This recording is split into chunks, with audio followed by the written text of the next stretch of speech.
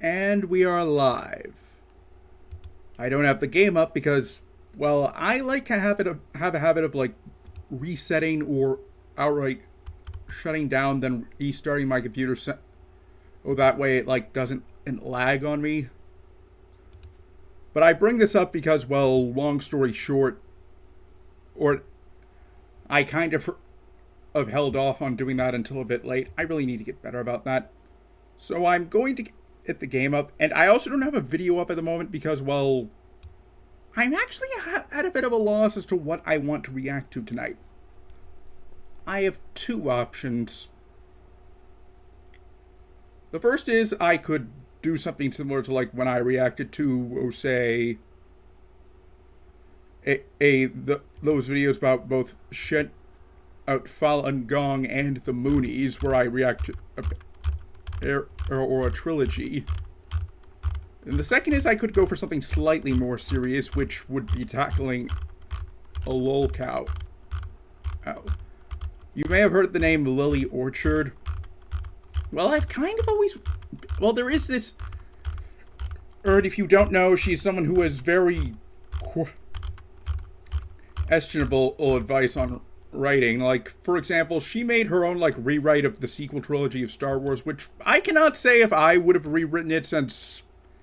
Personally, I was, like, of the mindset at, like, if you weren't going to, like, adapt the stuff with, like, Thrawn and Mara Jade and whatnot, you might as well just do, like, a time skip ahead of time. Like, have Luke get married, like, off it's someone, and, like, have his, like, grandson or something be the star of the trilogy. Like,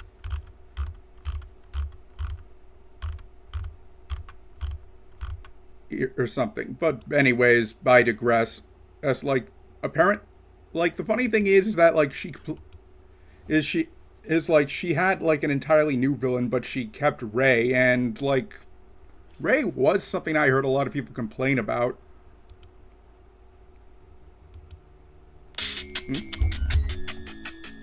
Just a second. Hello?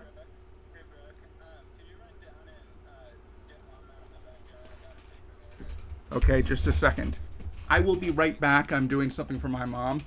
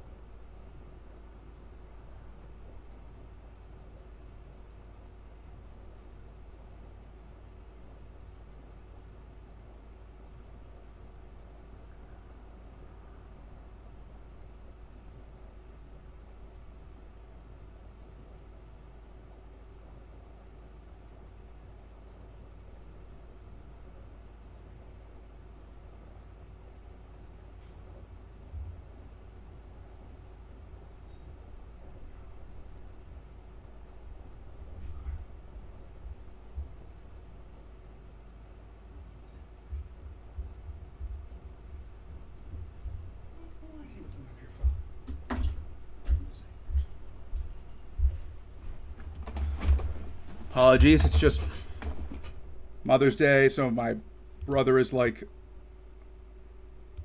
getting dinner for the family. Okay.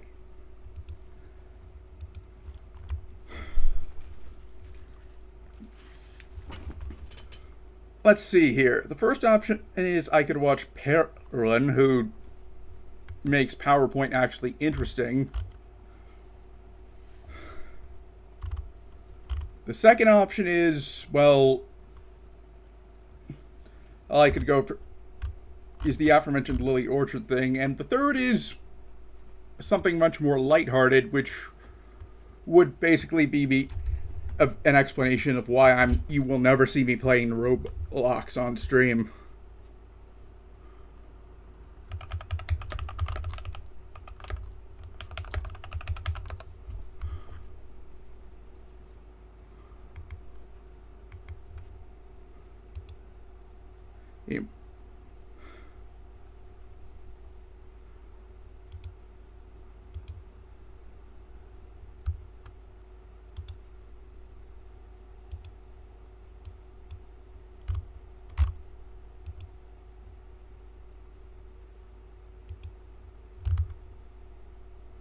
You know what?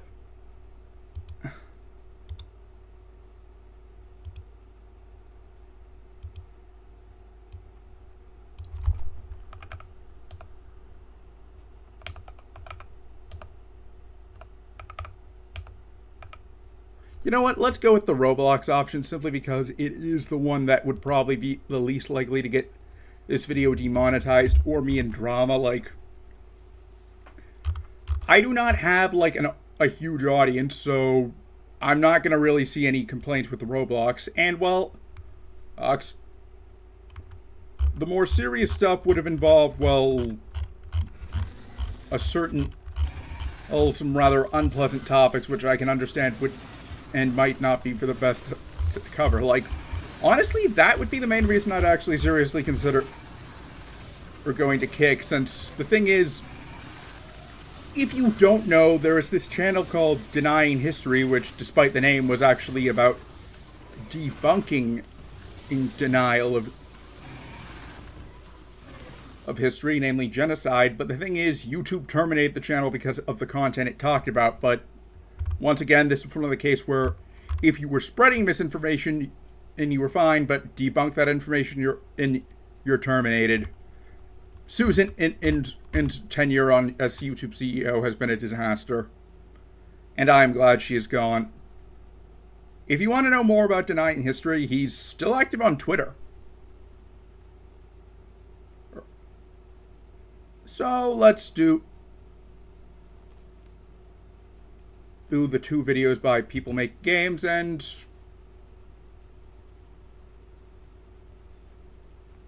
then I'll do something else.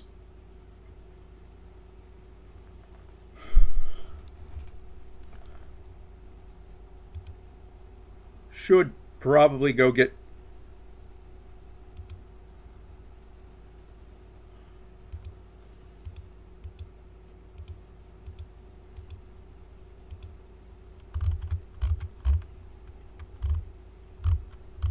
how do I get chat up again? The chat box up again.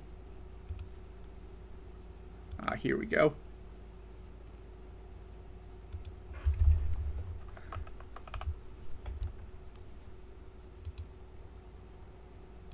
Hey, so I'm going to get it to fill up the water bottle I normally use, and then I will start the video, which is going to explain why you will not see me play Roblox on this stream. Like, I don't think there was anyone expecting me to do so, but it's something that I might as well just put out.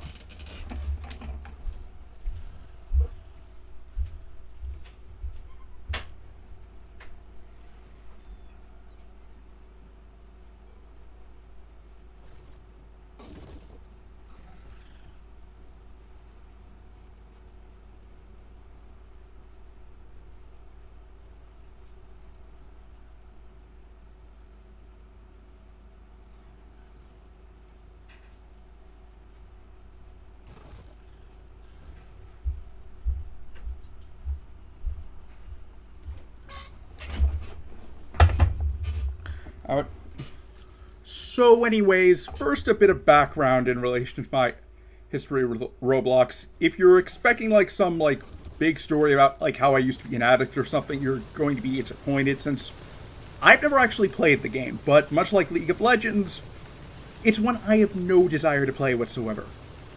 Why do you may ask? Well, long story short, the first is, I always found like the models to be rather unappealing, and also it didn't help that like I heard like horror stories like about Roblox, like for example, inappropriate content for kids getting put in, and also there was the stream RT Game did where he like showed off some rather questionable games, or rather lazily made.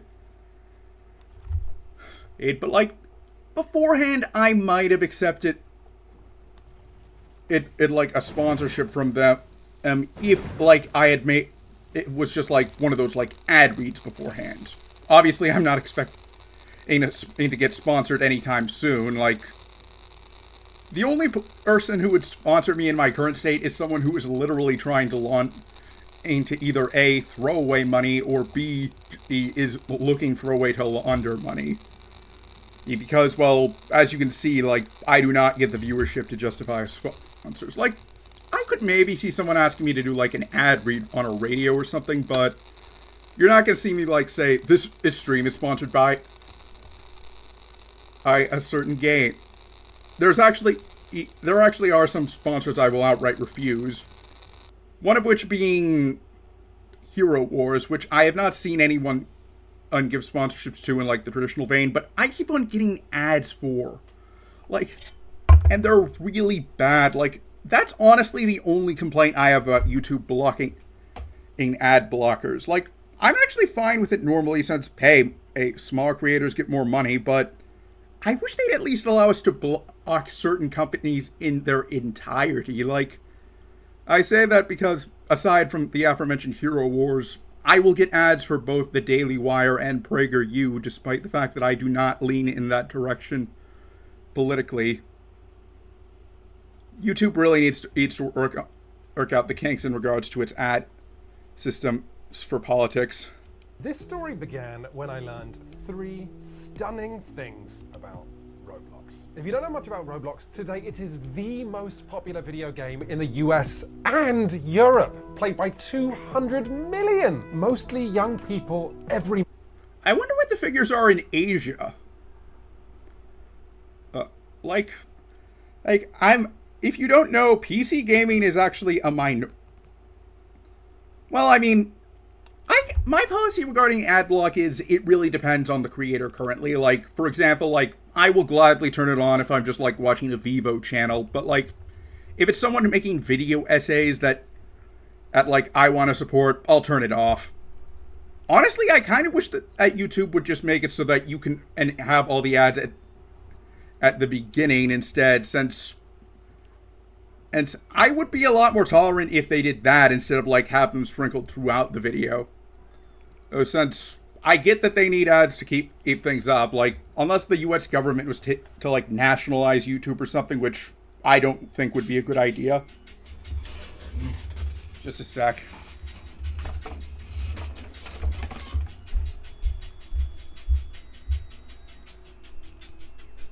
Hello?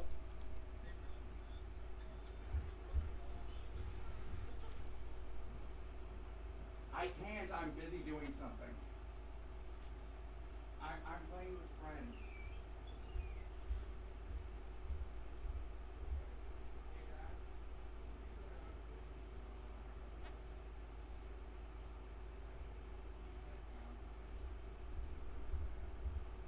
Okay.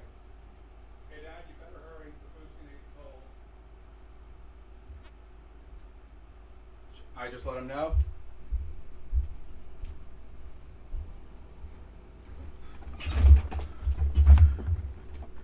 Apologies.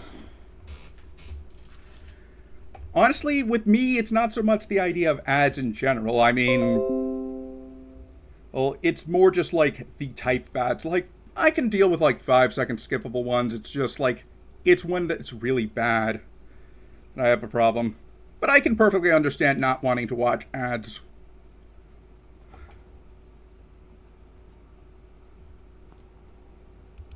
month.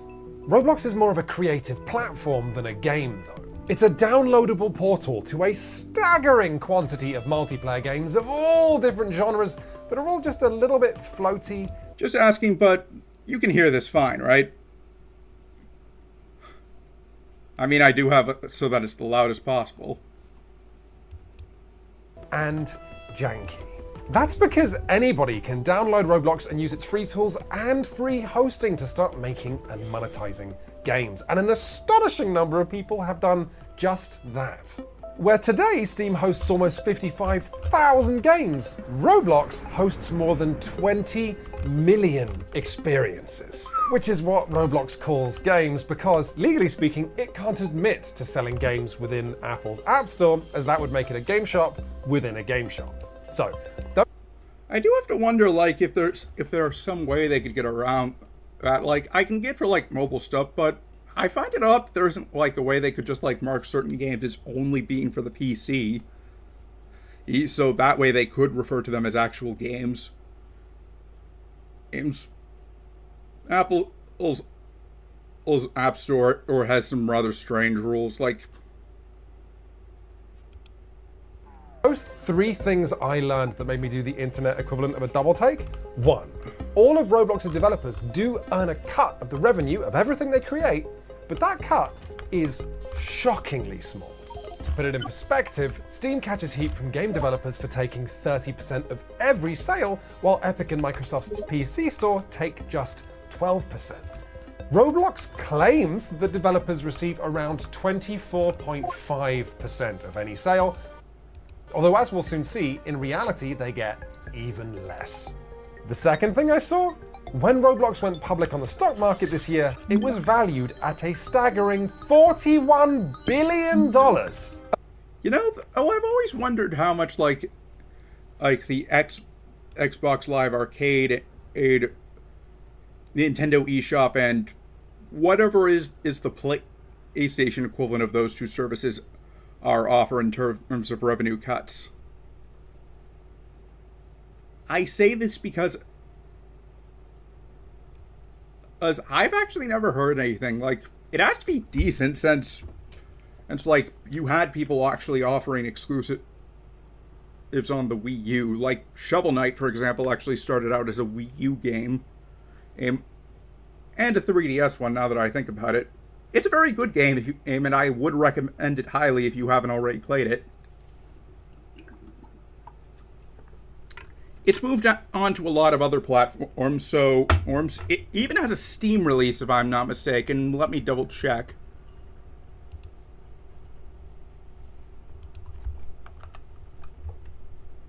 Oh, hey, pup. Aradoc.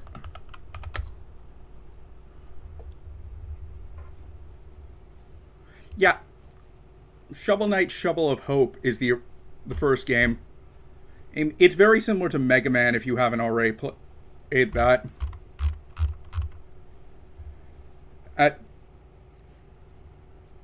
And keep in mind, the Wii U was actually not a very successful console. Well, I do own one, and I like the games it has, but I will admit Nintendo could have handled it a lot better. A value somewhere between Nintendo and Electronic Arts. Roblox is now worth 7 Ubisofts. And 3, in the words of Roblox's own Vice President of Marketing, Tammy Barmick, from the very beginning, it was about having kids develop games for other kids. You know, fun fact, I've actually made a game of my own. Like, it was at this, like, coding summer camp. Like, it was just basically a breakout clone, but I did actually publish it on disc, so I can actually say I know a tiny bit about making games. Like, I am the last person you would want to ask about, like, making a AAA game, but, like, I do at least have some idea. Admittedly, it was basically all, like, structured, so like, it's not really something comparable. Like, I'm not someone comparable to, like, say, Eric Calder, like the guy who made Stardew Valley. These kids are not just hobbyists. They're doing real work that is driving the value of one of the biggest video game publishers in history. But with a cut that's just 1/3 of the industry standard and nobody looking out for their health, we had to ask, is the next generation of video game developers being exploited before they've even finished secondary school?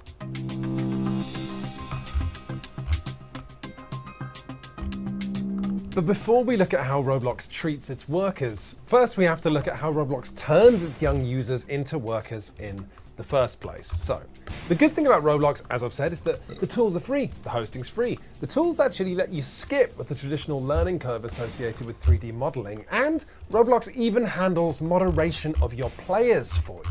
But people just using these free tools to get creative doesn't make Roblox any money. In fact, it loses the money because servers are expensive, which is why the moment that Roblox's core player base of 9 to 15-year-olds start playing, they are submerged in this idea that they could be an entrepreneur. After all, it's impossible to play Roblox without making other Roblox users richer, because you're buying passes for their experiences, you're buying their cosmetics. But we're just getting started. The tabs at the top of Roblox.com are... You know, I've seen I browse as the shorts on my phone in bed, and I've seen like quite a few videos where it's just some guy playing Minecraft and it says how to get free Roblox. That is my IQ. It's the signal that I know to hit the do not recommend this channel section. And the funny thing is that I've never entered Roblox into the search bar. And the only videos I've watched of this are this one. I've seen it before, but it's been quite a while. And, well, the aforementioned RT Game stream. Maybe a few of Ruben Sims' videos. He's made videos criticizing the company, and he's in the comments section of this one if you can't figure it out. Not sure. I don't know. I'm going to guess that his videos are pretty good since he has quite a high number of subscribers. Basically, find games, find cosmetics, and start making stuff yourself. But if kids click on that, they see make anything, reach millions of players, and earn serious cash. Creators like you, it says, are being paid for what they love to do. If you go to Roblox's YouTube channel, the first videos you see are about successful game developers. In general, Roblox's PR department loves shining a light on the game's younger success stories. The official Roblox tutorials and the game's support website both assume you want help with monetization, and if you go to education.roblox.com, which contains lesson plans for educators, one of the lessons is how to earn money in Roblox. Or, in the words of one 11-year-old I interviewed, I saw other big games, I saw other developers getting money in a way that looked easy. so are any of these kids really You know, it feels kind of odd seeing an 11-year-old's identity uncensored. Like, granted, if they haven't really brought up any, I would imagine that it was age appropriate, and they probably had to get his parents' go ahead, but still, just unusual. Also, he's got a very interesting selection of board games behind them. Wonder if he's published a list. I'd love to. Maybe if some of them are in that like tabletop simulator game, and that I could try out on stream sometime. earning serious cash? Well, where the average indie game on Steam makes several $1,000s, the vast majority of experiences on Roblox earn their creators $0. Now, to understand why that is, we need to take a closer look at the Roblox marketplace, because it took me weeks to get my head around this. I'll let you decide for yourself what chance you think kids have of understanding it. So, making a game in Roblox is easy. It's when you want other people to play it to reach those millions of players that Roblox promised that your journey will start heading uphill. If you want to figure out what to play on Roblox, it only shows you the 1,000 or so games out of its 20 million that have the most players right now. There are no discoverability tools that let you see the newest games or to help new designers. The up and coming section still shows you games with thousands of players. So if you're a kid trying to make games for Roblox, you have two choices at this point. You can hustle and try and get your game in front of streamers or YouTubers, or you can pay Roblox to advertise it. But to buy anything in Roblox, you first have to convert your real money to the company's virtual currency, Robux. Developers on Roblox bid with Robux for ad slots in an auction, a system that is discussed by developers in forum threads as a gamble, with developers hoping that with the right game and the right ad, they'll grab enough players that their game ends up surfacing in the churning froth of the Roblox marketplace. So the first thing Roblox tells us young developers is make anything, reach millions of players, earn serious cash. And then the next thing it says is, oh, well, I mean, if you actually want people to play your game, I guess you could give us money. But as duplicitous as it sounds, we know this works because Roblox has 20 million experiences made by its mostly young audience, even though when I spoke to professional Roblox developers, they told me that kids should not expect to make money on the platform. Yeah, I don't think it's really possible for young developers to succeed on the Yeah, platform that looks anymore. more like It's the really age I hard would to get expect into like those them to not top hide the 200 identity. games. Sometimes I think of making Roblox games as trying to make a viral TikTok or a viral meme. It's really tricky. There's pretty much only one big market to shoot for on Roblox right now, and that's kids. FYI, if you ever see an account with my name on TikTok, it'll probably just be uploading stream highlights. Like, I have no desire to use that site simply for the same reason why I didn't use Vine whenever that site was around. And, like, it just didn't interest me. It doesn't help that, like, I see some really, like, brain-dead trends come from that site. If you don't hit that demographic just right, and if you don't get your gameplay loop just right, you fail. Later in this video, we're going to get to why it benefits Roblox Corporation to have hundreds of thousands of developers making games for the platform, ignorant of the fact that the odds are stacked against them. But first, let's go back to that question of why it's so hard to make money on the Roblox marketplace, because we're not done. Let's imagine you actually made a game that beats the odds and becomes a small hit, and now your game has thousands of players who are making inexperienced purchases with Robux. Roblox takes a 30% cut of every transaction on their platform, and then you actually get paid the rest in Robux, which of course isn't real money. You can only spend it in Roblox. You want to get paid. You want to withdraw that money as actual cash. Now, here's the bit that I think is just super shady.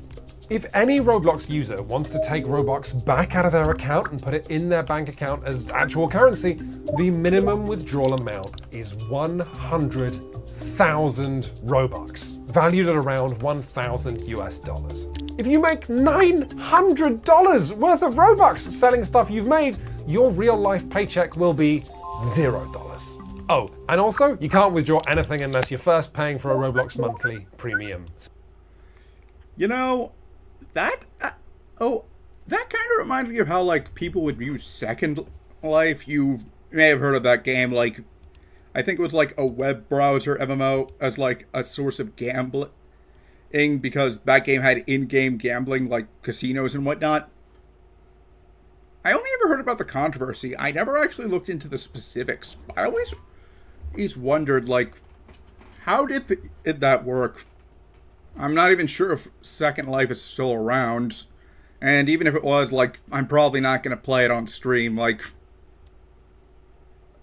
it's just a dead game. Like, if you want an example of what the current experience is probably like, if it's still around, Video Game Donkey did a video on it, which is pretty funny. That I would recommend watching. Subscription. Now, let me make this part abundantly clear. This is a choice that Roblox Corporation has made. Entropia Universe, the world's only cash-based MMO that we did a video on last year, has a minimum withdrawal amount of 100 US dollars. In Second Life, it's just 10 US dollars. In making the minimum withdrawal amount... That's actually pretty reasonable for Second Life. Like, I would say, like, I could maybe perhaps see someone like,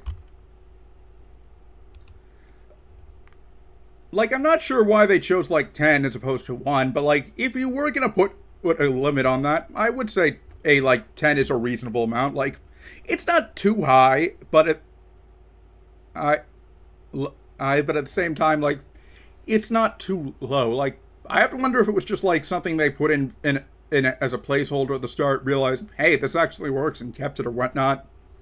Still, Linden Labs was actually reasonable in that regard.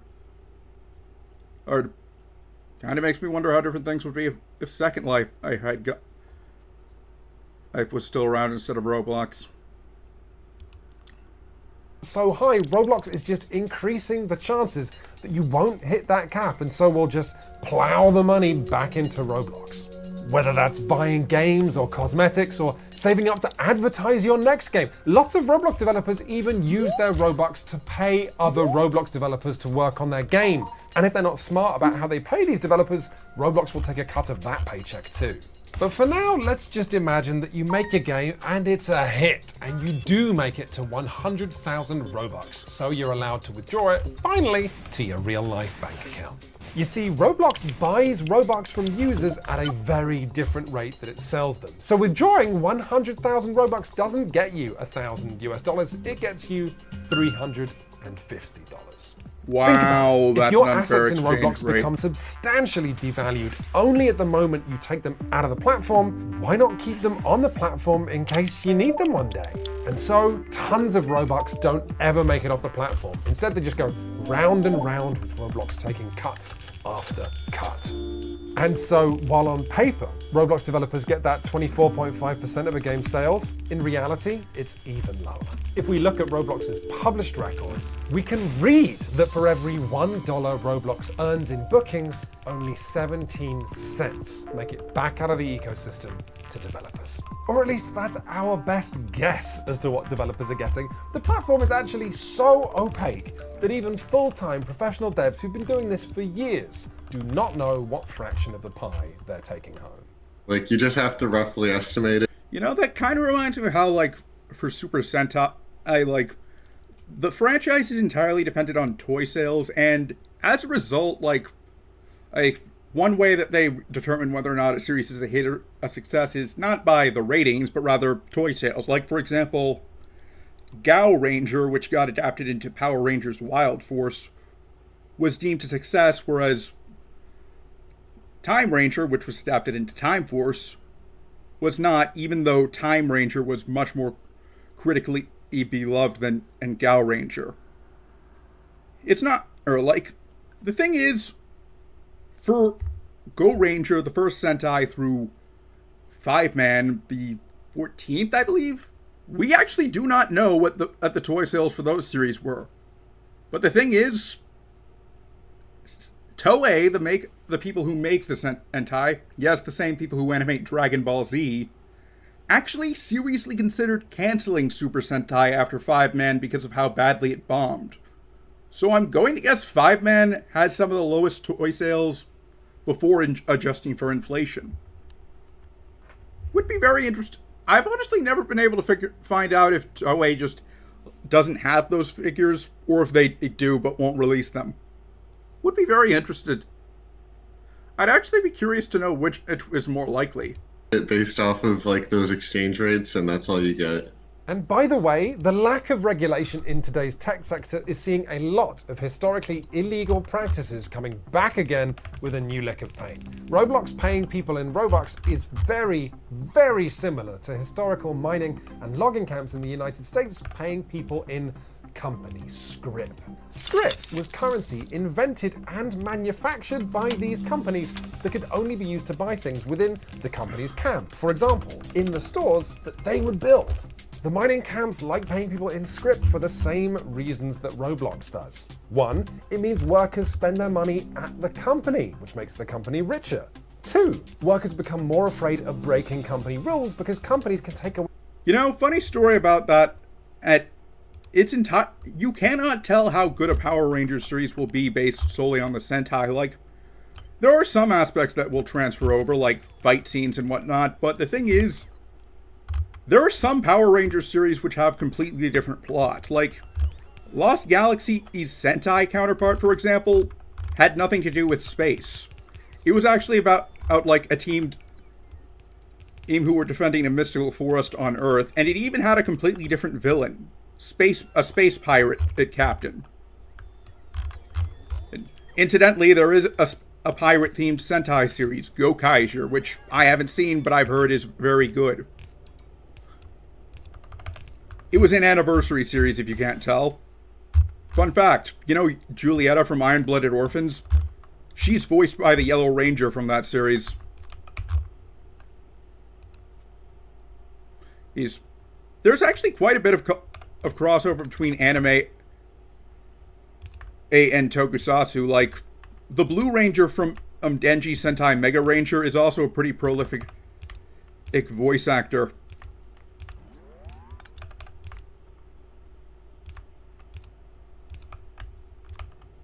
Like, if you want to know the biggest example of, like, how this backfired, look at what happened with Power Rangers Turbo. If you are ever wondering why it seemed like there were so many, like, tonal dissonance, and so much dissonance in between the tone and what that the scene was trying to set and what it was showing, that's because the Sentai in question it was adapted from, Car Ranger, was a parody Sentai. Like, the workers were, the Rangers in that series were a bunch of idiots. Not just my opinion, by the way. They were, like, written as such. And the main villain's goal was to destroy the Earth, just basically in what was to like clear a bypass for a space highway. Hey, does have to make you wonder how different and it might have been if they'd adapted Die Ranger. Which, hey, we have. Anyways, their ability to spend script, essentially confiscating their paycheck. And 3, script makes it harder. I'm actually for familiar with workers to that quit their jobs this idea because of that company's store song. I was taught it in like this unbelievably, these camps would camp have in middle booths where you school, could which was exchange just your script talking for US dollars, about like the exchange rate hurt history and the whatnot. worker, just like Roblox. Script so messes with workers' ability to make money that it was banned in the United States in 1938. And until we legislate script again in the digital age, Roblox is going to keep paying developers with pretend money. Now, as far as I know, none of the there aren't any actual game companies that do this aside from Roblox. Like I've never heard anything about like Nintendo using eShop funds to pay their workers.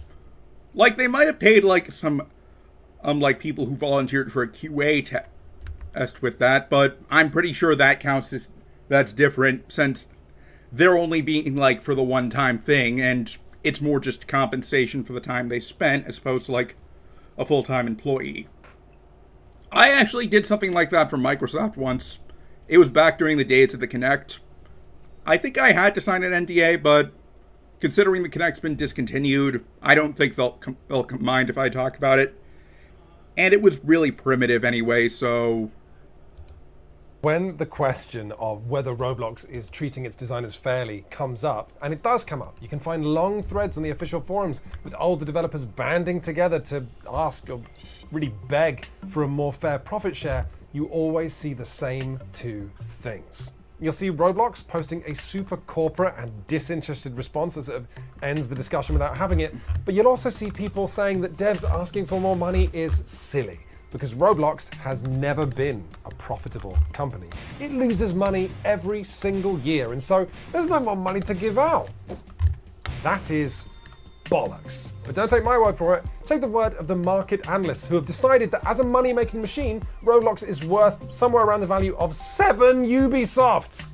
The idea that this company has no more money to give out is... You know, there is one thing I would like to point out. There is a difference between how much cash a company actually has on hand and their overall valuation of assets is. But the thing is, Roblox pays developers in their is like you cannot, for example, like having liquid in like for example, rich people probably don't have as much as they're valued since a lot of it is tied up in like property or paintings and whatnot. But the thing is, in this case, Roblox is paying its developers in currency they print. I see literally no reason why they can't just agree to part with more, especially since they're already paying such a low cut. So I'm just bringing that up, like, just as a point of value in case anyone gets confused about other stuff. A repulsive one. Roblox is just doing the same thing as companies like Spotify, Uber, and Airbnb, something known as platform capitalism. All of these companies have business models based on unsustainable expansion, always moving into more countries, hiring more staff, increasing their expenses until they control the entire market sector and all of its data, and can use this monopoly to make incredible money, as we saw with Facebook and Amazon. If Roblox wasn't losing money year after year, its investors could reasonably turn around and say, why not? And so, when Roblox's developers come cap in hand asking for more revenue, there's never any left, even though the platform has 200 million monthly users and the CEO is a billionaire. Because if Roblox were to give more money to developers, that's less money it could spend growing the platform and becoming a monopoly. We reached out to Roblox Corporation for an interview or comment on how they treat their young developers. They did not reply to us. Let's take a moment to keep this statement in mind because this actually got a follow-up. And it's not because, as they discovered, they had more information and and that they couldn't cover in this video, since from what I can tell, this channel does not have like a cap on how long their videos can be. Put a human face on all of this. Was it harder than you expected to make Robux with your levels? That is definitely a big yes. This is Emil. Emil is 11, and he got his parents to send him to a special summer camp where he could learn to code for Roblox, and then he made a game all by himself. And the game flopped, and he ended up sounding like a disenchanted 30-year-old veteran in an 11-year-old's body. Even though Roblox says to encourage you to actually make games, the likelihood of you making a successful game is basically zero. You always compete with the people that have lots of money, and like, it'd be a problem if I showed you something because I'm trying to... No, please, show me whatever you like. This is like a big game developer that has lots of success. Like, the amount of people that they have means the bigger the success is. And that means that they get a giant spike. And even if the spike lowers, they still go back up, and it's just an infinite cycle of spikes that go up and down, up and down. When you're a small game developer, you'll have that spike, you come all the way down, you stay down. Were you tempted to spend Robux on advertising your game after you made it? That I didn't even have Robux, but I wish I did, because then I could advertise it and maybe have a chance. Emil's disappointment wasn't to do with whether Roblox's revenue split was fair. He hadn't really thought about that concept. He was just upset that Roblox only shows its users games that have tons of fans. But the thing is, Roblox benefits from giving a very small fraction of its developers almost all of the money. Because those successful devs can then keep updating their popular games, or they can make new games, or they can go full-time and hire people to work for them. They can even become celebrities. I wanted to make this video to really tell you my story and give you my honest thoughts on the 8th annual Bloxy Awards. And interestingly, the only concession Roblox has made in recent years to do with giving developers more money gives even more money to the developers who were already making money. Experience-based payouts is a new sliver of Roblox's revenue that goes to the games that Roblox subscribers play for the longest. This is also Roblox Corporation tacitly encouraging its developers to make games that are addictive rather than fun, but the way that Roblox encourages its users to make games that are manipulative would be a whole other video, and I'm going to stay on topic. Here's games professor and labor activist Ty Underwood on why Roblox would be trying to empower its most successful developers and ensure the rest have no power at all. Comparing it to YouTube, you and I know of many YouTube channels where it's like, oh, well, I'm actually a boss with employees now, and so are all the top Roblox games. You can't organize bosses. Their interests do not align with workers. The workers' power comes from having the ability to stop production, and all bosses everywhere, it is against their interests to stop production. That does track with my experience. I reached out to one extraordinarily successful Roblox developer for this piece, and they did agree to speak to me on the condition that we didn't reveal their identity, saying, quote, "Despite some fair criticisms, we have a good working relationship with Roblox, and I wouldn't necessarily want to be directly featured or quoted in a video critical of their platform cut." I asked that same anonymous developer what message they'd like to get out to Roblox's young developers. They told me, on Roblox, many young devs crunch and burn out. They're not privy to ongoing dev community discussions about healthy working practices. My advice would be to not overwork. Don't feel pressured to work long days, especially as a young person. And you know, that's kind of something I feel is important for any field. Like I actually dislike the idea of someone like having to work until the day they die, like in any field really. Like I actually have a lot of respect for, like, for example, kings who actually choose to step down on, well, they've still got life, as opposed to like ones who like opted to serve until the day they die. Like, it's like, for example, Emperor Heisei of Japan, and hell, even the Pope. Oh, this. Admittedly, he's not around, so I couldn't like thank him, but still.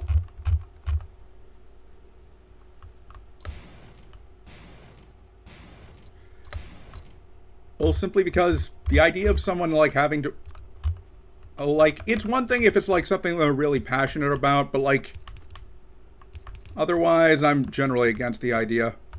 But yeah, don't burn yourself out like I've spent some time I'm working towards this, but I haven't like spent like entire days where I just like fret over ideas and whatnot.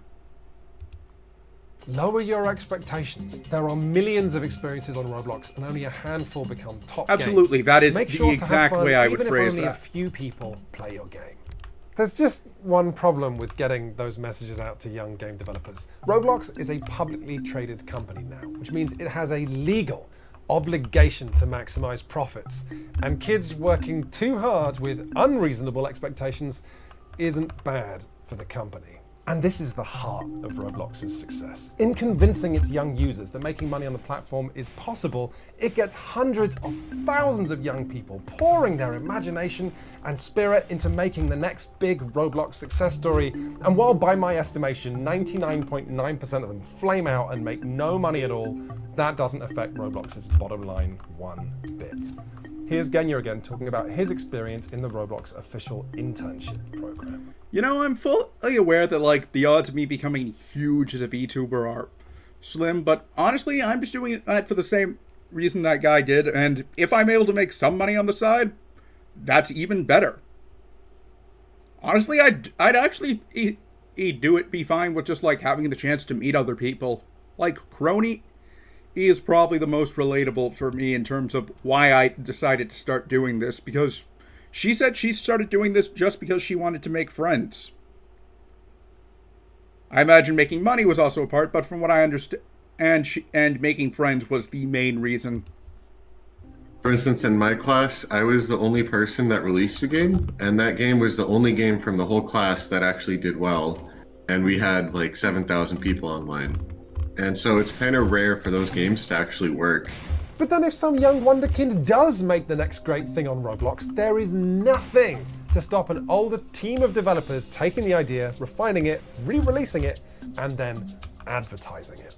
But whether young developers find success on Roblox or not, the platform benefits from young developers training themselves up before they've realized that the odds are stacked against them. And once they've done that, they're that much less likely to walk away.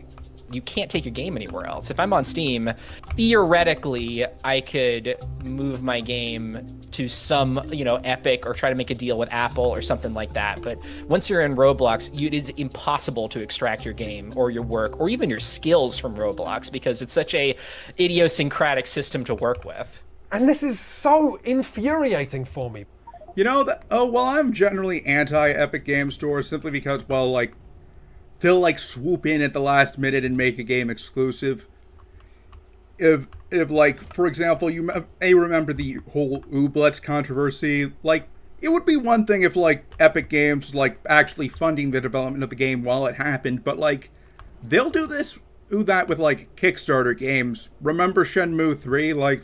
The whole Kickstarter fiasco for that game was why I ultimately have decided not to touch Shenmue at all, and that is kind of a shame since I do love the Yakuza games, and from what I hear, Shenmue is the closest thing to the Yakuza franchise in terms of content and whatnot.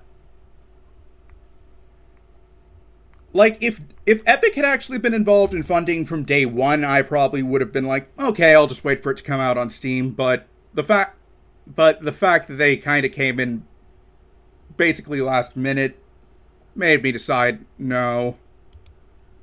Because if Roblox was actually operating with care for its young audience, it could be a great thing for the games industry. Free tools to get kids messing around. But I say this because, as one argument I can see in favor of them, now that I think about it, is it actually gives the devs a way to demand better treatment from Steam or whatnot, since they could actually threaten to make their game an EGS exclusive if they were being mistreated. Obviously, I would want them to make that public first so that it doesn't appear that they're doing this to get more money, but it is at least something worth pointing out that they do have the option of. And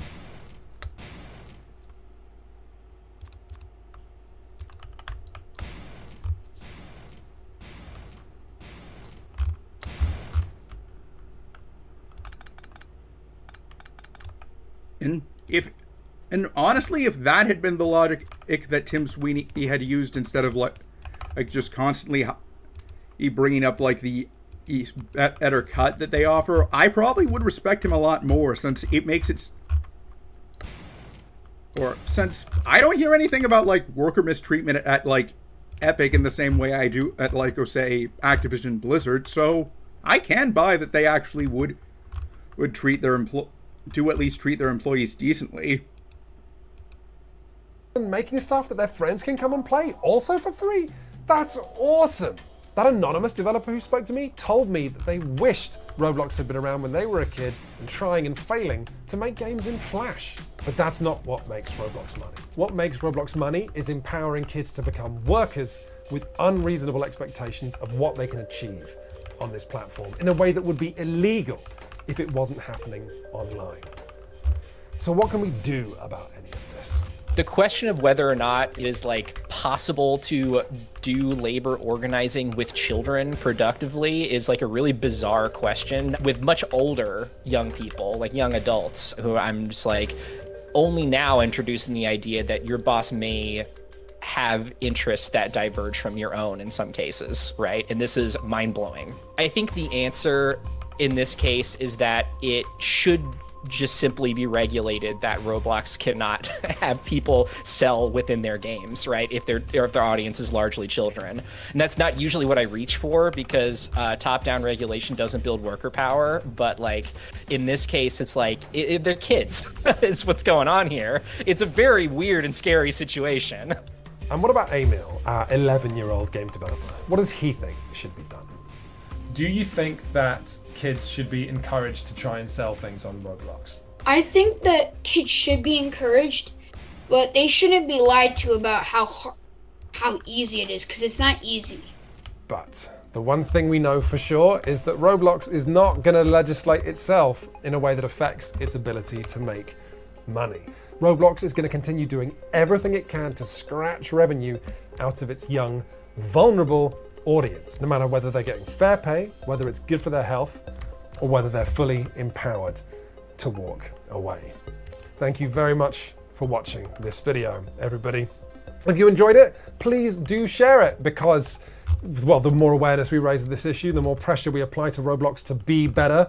But also please share it, because frankly, it took absolutely ages to make. And for that, we have to thank the supporters of the People Make Games Patreon.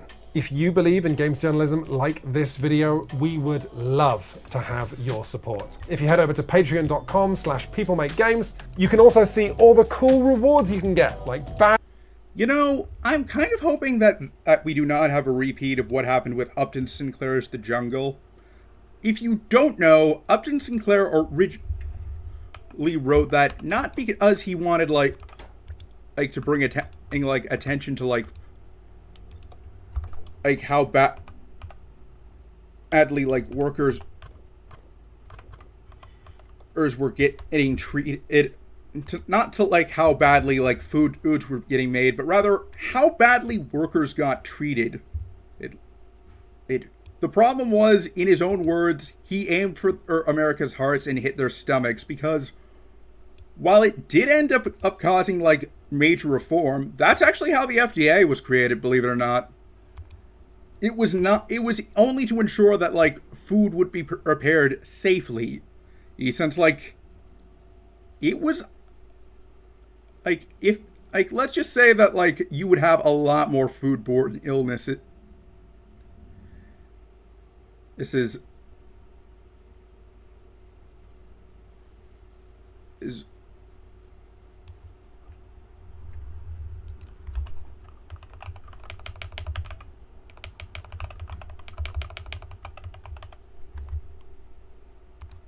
trying to remember what the fluid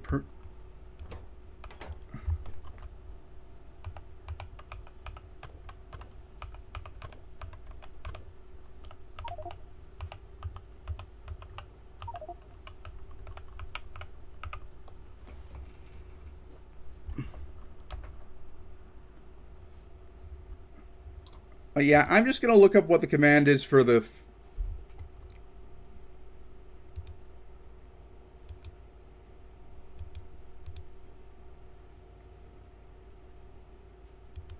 I keep on forgetting that Steam's new... Bad Idea House, a regular feature where Chris and I go through stories. Okay, so you remember that thing I told you to keep in mind, how they didn't get a response from Roblox? This isn't something where I'm gonna like bring it up Content later warning. on the stream, but Roblox did actually contact them after the previous video. What happened? And like before this, I would have said, if that video had been where it had ended, I probably would have rejected a sponsorship. But like, if enough people had really asked me to try a particular game on Roblox, I probably would have done like a variety day stream. This video is what made me decide to just stay away outright. In this video, we will be displaying explicit messages that were sent to a minor, but we'll be giving you another warning before it happens. So, it's been a few months since People Make Games released our video titled How Roblox is Exploiting Young Game Developers. In it, we shone a light on how Roblox, which is today one of the largest video games in the world, encourages children to make games on its platform only to give them a tiny fraction of the revenue that their games make. We had concerns about the extent to which Roblox is a system that predates on child creativity, and overwhelmingly, you folks shared those concerns. With game developers the world over reacting with shock and anger at how Roblox was treating its creators. But I'll tell you who else had an interesting reaction to our reporting: Roblox Corporation. You might remember a part in the last video where we talked about a page on Roblox.com that told kids they could make serious cash. After our video was released, this was silently removed from the platform. But this was just an appetizer of what was to come. You know, that is actually kind of an accomplishment worth bragging about. There's this other channel I follow, AJ McCullough, who does stuff related to like culture and whatnot. And he was at like a Dairy Queen once, and he found and they use like this machine called a copy cake for like putting designs on cakes. And they had like a catalog with all the designs they offer, and there was one that was like covered up, and there was like quite a few questionable designs, like he did a video on it, and the one that was blacked out was, well, a Confederate flag. It turns out you could still find like a lot of people not only talked about were able to guess what it was pretty easily, but some talked about like having seen the same catalog he was referring to. He's Canadian, if you don't know, by the way. And what ended up happening was it was discovered that they could still find the PDF online, so he contacted them. It turns out that they had largely discontinued that particular one, or design, but they only kept it online for reference, and they actually wound up removing in the PDF with the Confederate flag. Admittedly, it also had some other questionable designs, like the flag of apartheid South Africa, for example, and also some ones that, while not offensive, you just have to wonder why they were there in the first place, like various 20th century civic organizations, or probably the strangest one to me, the flag of East Germany, which Dairy Queen never opened any stores in, to my knowledge, since, you know, they were communist.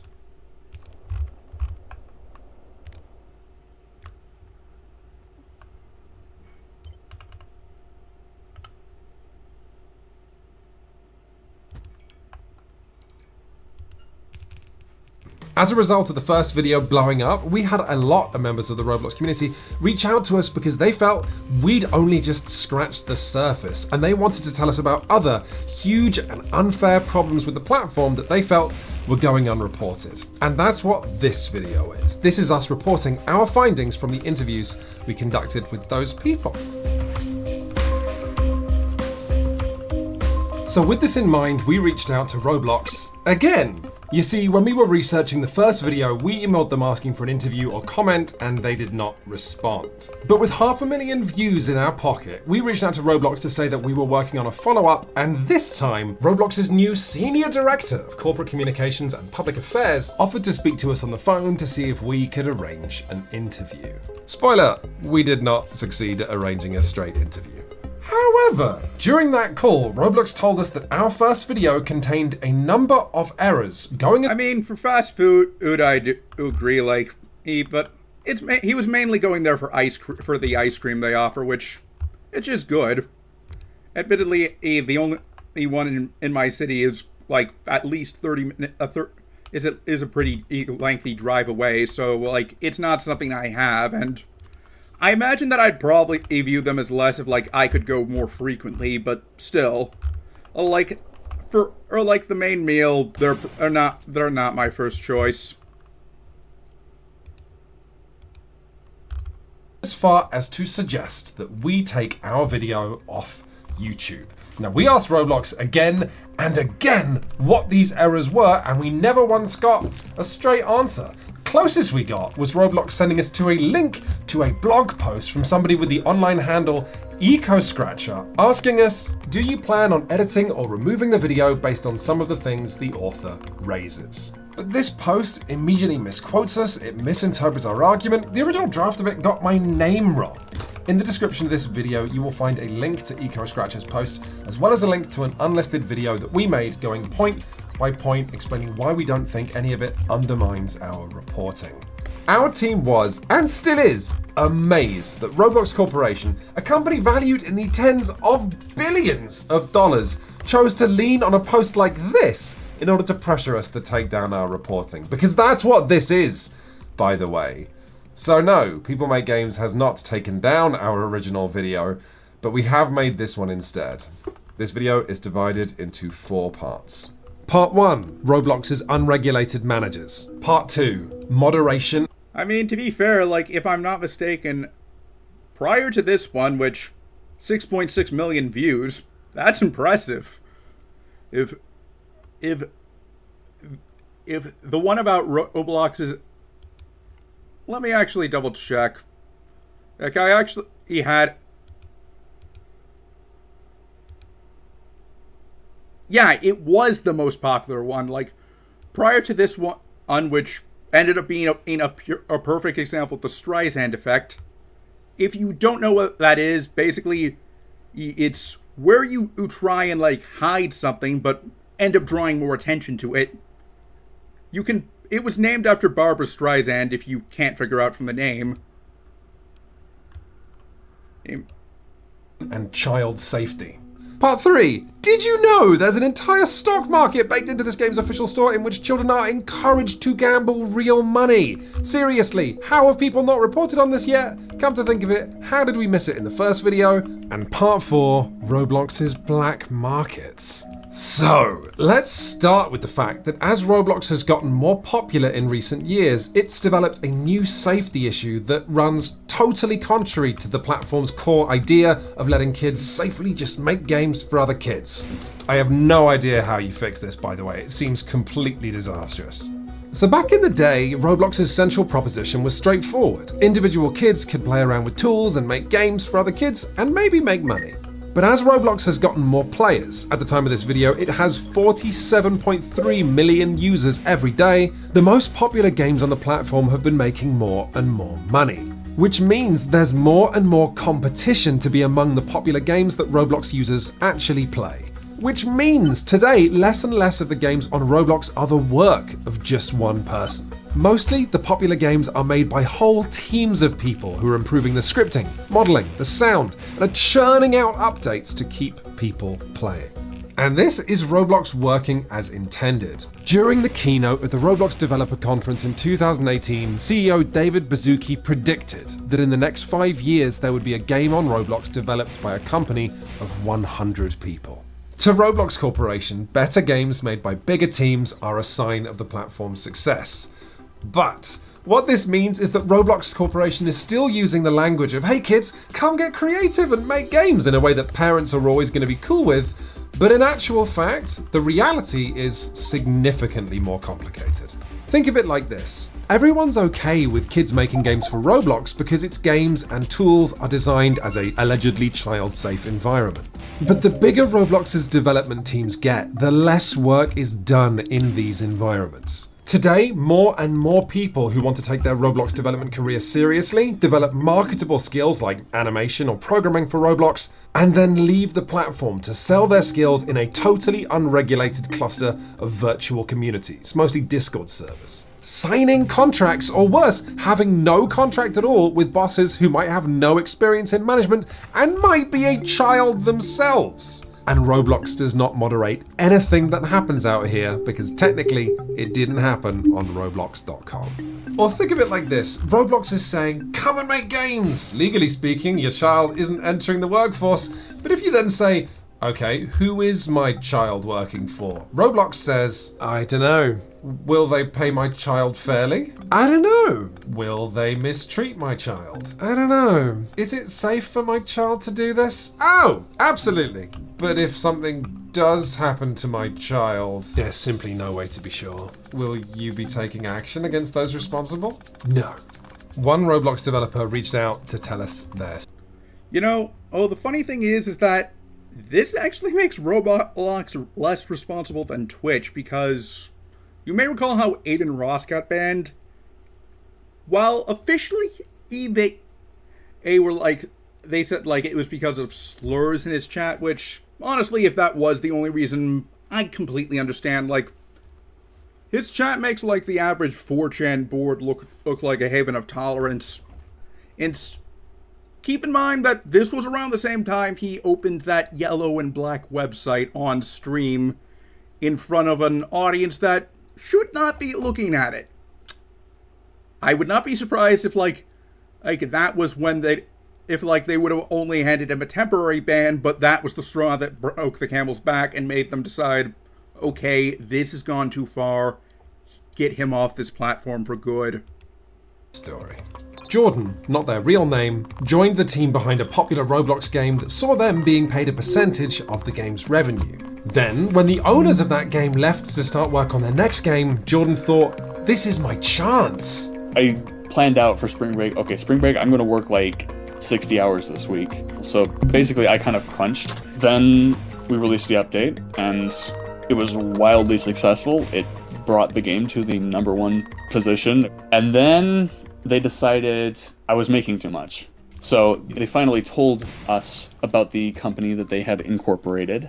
The people that Jordan was working for had, without telling anybody, formed a company, meaning that Jordan wasn't a partner anymore, they were now legally an employee. After going months of not managing the game, after the game's been wildly successful due to us as the workers, I decided to start managing the game. And then them telling me that I wasn't working hard enough, they started kind of making veiled threats that I was replaceable. Then we decided that this percentage cut, this revenue split isn't viable for the long term. And so we're going to pay you fixed salaries from now on, which you can increase by working harder. So did Jordan then fight for better treatment or try and warn other people about these bosses? No. Because of how Roblox is structured, Jordan decided that the smart move was just to quit and keep quiet. Frankly, there's a culture in Roblox against speaking out. It's just reputation and job security in the future, because in Roblox, if you have a bad reputation with the community, you're going to have a harder time getting job offers or even offering people jobs. Jordan's situation is sad, but not in any way surprising. The way that Roblox is structured, individual users can take unilateral control over games and the revenue that those games bring in, and Roblox has set up no obvious outreach program for developer abuse. In fact, talking about what your boss did to you on the official Roblox developer forums falls under the category of harassment. And since there's no platform for Roblox developers to talk about this stuff, it's impossible to know how common these shady business practices are. Now, while we weren't able to arrange a straight interview with Roblox, they did tell us that they were happy to go through a normal question and answer process and provide statements. So we emailed them a list of 13 questions relating to all the areas that we're covering in this video, and Roblox replied It is clear to us from the nature of the questions that they are not from a place of objective inquiry, and therefore, rather than address them individually, we think it's important that we take a step back. Translation. And we feel, these questions hit too hard, and we would incriminate ourselves. So we're just going to pretend to shut you out. But we will give you this statement, and just so we can claim we gave you something. And present the fuller picture when it comes to our approach to moderation and the creator community. And that was followed by 6 bullet points that we'll be reading as appropriate. But here's the headlines. We asked Roblox, many of Roblox's young developers are working under other young developers with no oversight. What options does a Roblox developer have if they experience exploitation or unfair treatment working for another Roblox developer? And what tools have you provided Roblox users to know if they are being exploited by the people they're working with? Roblox chose not to answer those questions. Instead, they sent us this statement. Roblox takes reports of abuse very seriously, and where a violation of our standards is found, we take action on our platform against the accused. I'm not sure how much comfort that's going to bring to Jordan, but let's move on to part 2.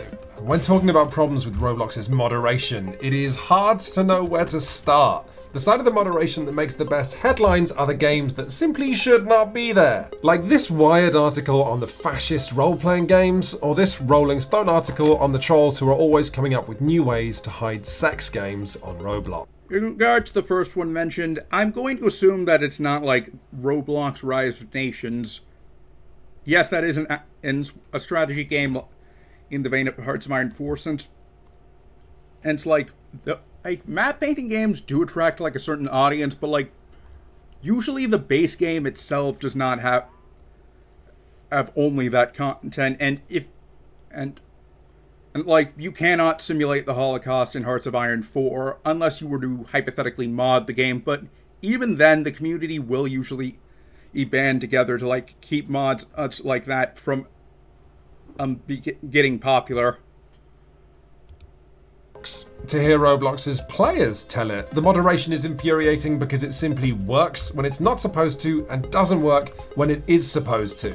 With automated filters offering unfair temporary bans for using words like fat, gay, and pill, while still leaving enough scammers on the platform that the BBC chose to issue a warning.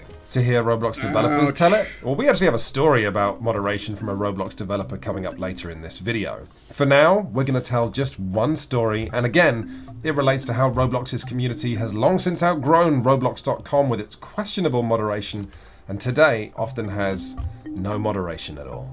The official Roblox forums, not the developer forums, were shut down in 2017 with Roblox explaining that they didn't feel they could create a, quote, constructive and positive environment. The Roblox wiki adds this. It is commonly believed that the shutdown was the direct result of a YouTuber known as IsoToxic raiding the forums just a day earlier, along with the infamous post by Jared Pogi123Kaber on October 1st of that year, which linked to an illegal child sexual abuse site. So to clarify, because Roblox couldn't make their forum safe, they decided to instead shut the whole thing down. Today, the Roblox community is found on Discord, YouTube, Twitter. Even the Roblox developer forums are very, very quiet when compared to all of the unofficial Roblox developer Discord servers. So today, Roblox sees kids and celebrity developers mingling, and Roblox... I could maybe understand if they tried but were unable to do so. Like, I frequent the Paradox forums for Hearts of Iron 4, and I've made some suggestions. One of them actually got into the game. The ability to retain core state. It's if you release a nation or earn states you control to a nation. For example, if you're playing as Germany and get a core on Alsace-Lorraine, you've annexed the rest of France, you can release France but keep Alsace. I wasn't the first one, but I was the to suggest that idea. You could find plenty of posts on Reddit saying that. But I was the first person to post it on the forum, so I wouldn't be surprised if, like, that was when the devs said, okay, enough people have asked, let's actually incorporate this.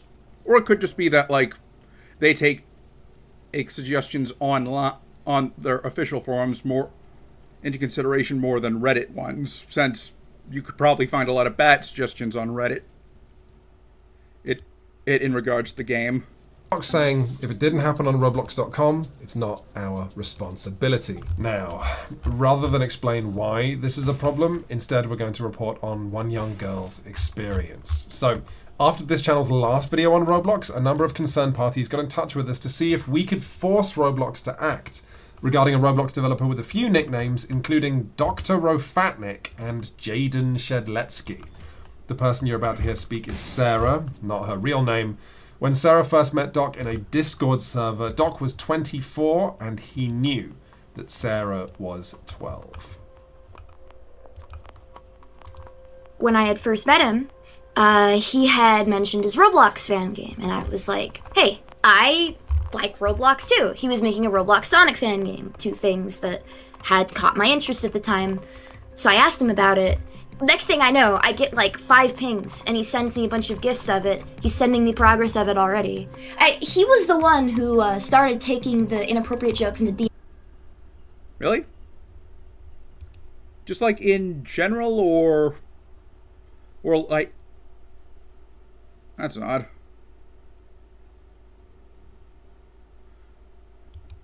Sarah was 12. It was literally sexting. It got to... Next thing I know, I get like 5 pings. Is it like cutting like in and out?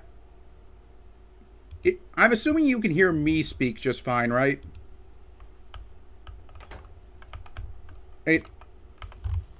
Just FYI, this is the part they were talking about that has like disturbing content. I'll turn on the subtitles just in case. And he sends me a bunch of gifs of it. He's sending me progress of it already. He was the one who started taking the inappropriate jokes into DMs first. He kept encouraging it, saying that it was okay to make these jokes. It's not illegal, it's not breaking any laws, even though it was literally sexting. It got to ERP level at one point. This flirtation continued for a few months, but Sarah made friends within these games' communities, and so hung around for years. That's certainly a mild way of putting it. Continuing to act controllingly and inappropriately. Really?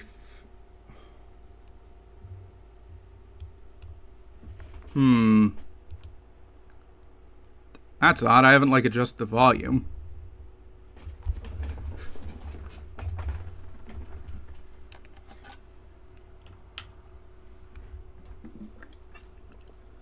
Wait a second. No, it's not using the wrong... It's not... It didn't like switch over to my headphone jack or anything. Which I could understand. And...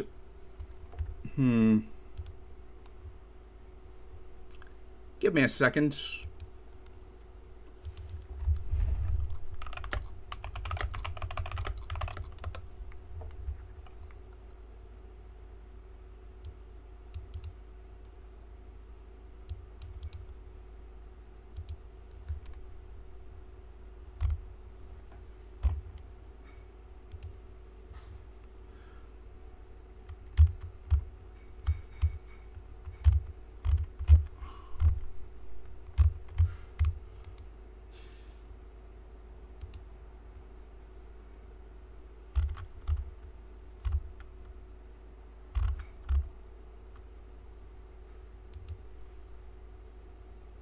Connection is said to be okay, so it can't be that.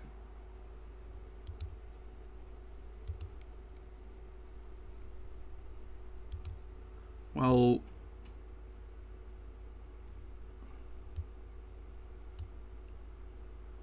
Okay, good. Glad to hear that's the case.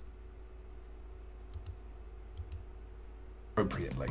It wasn't until 2020 that Sarah's friends were able to convince her that this behavior was not okay and helped her to come forward with evidence of Doc's behavior. However, as anyone who's been following the Me Too movement will know, coming forward like this often has devastating consequences for the victim. It was relieving somewhat, but at the same time, because I wanted to do something about Doc for a long time.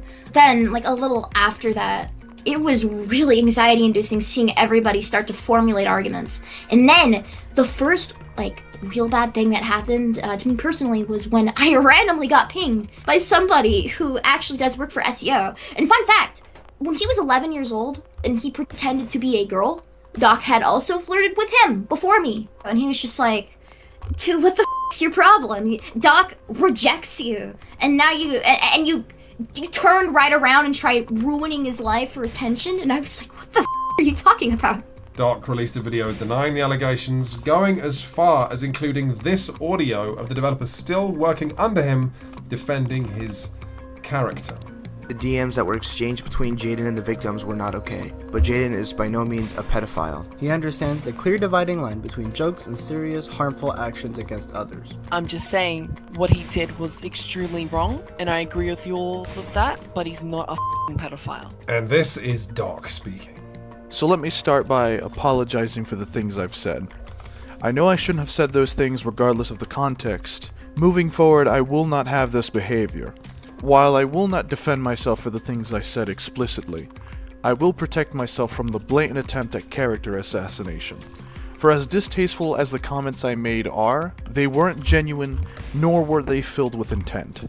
I did actually self-harm after the response video came out. I mean, I thought my reputation was destroyed now, you know? Well, anyone who had any involvement in SEO is going to see this. Now, after Sarah and her friends came forward with evidence of Doc's behavior, Roblox did delete Doc's personal account.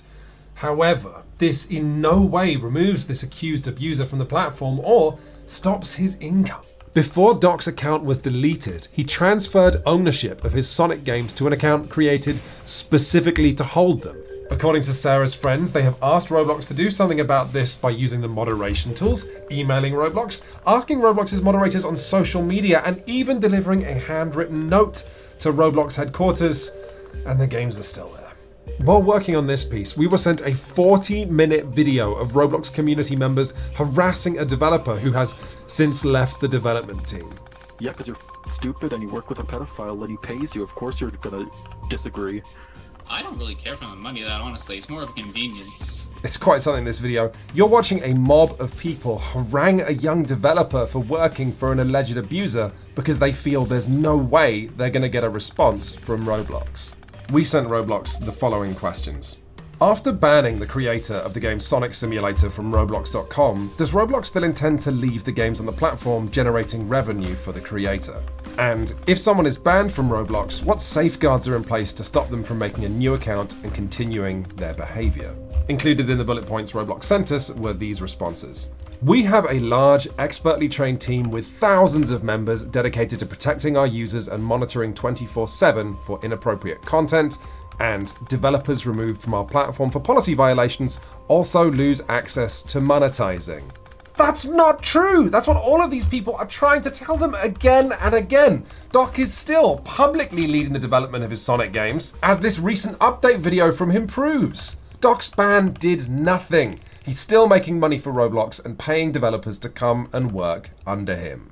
Hello everyone, Chris here with a quick addition to this video, as Quinns was actually away when this part came through. So we also got in contact with Doc to give him an opportunity to comment on what we've just shown you, and here is his response. Now you can pause the video and read through the message in full if you'd like to, but perhaps most importantly, he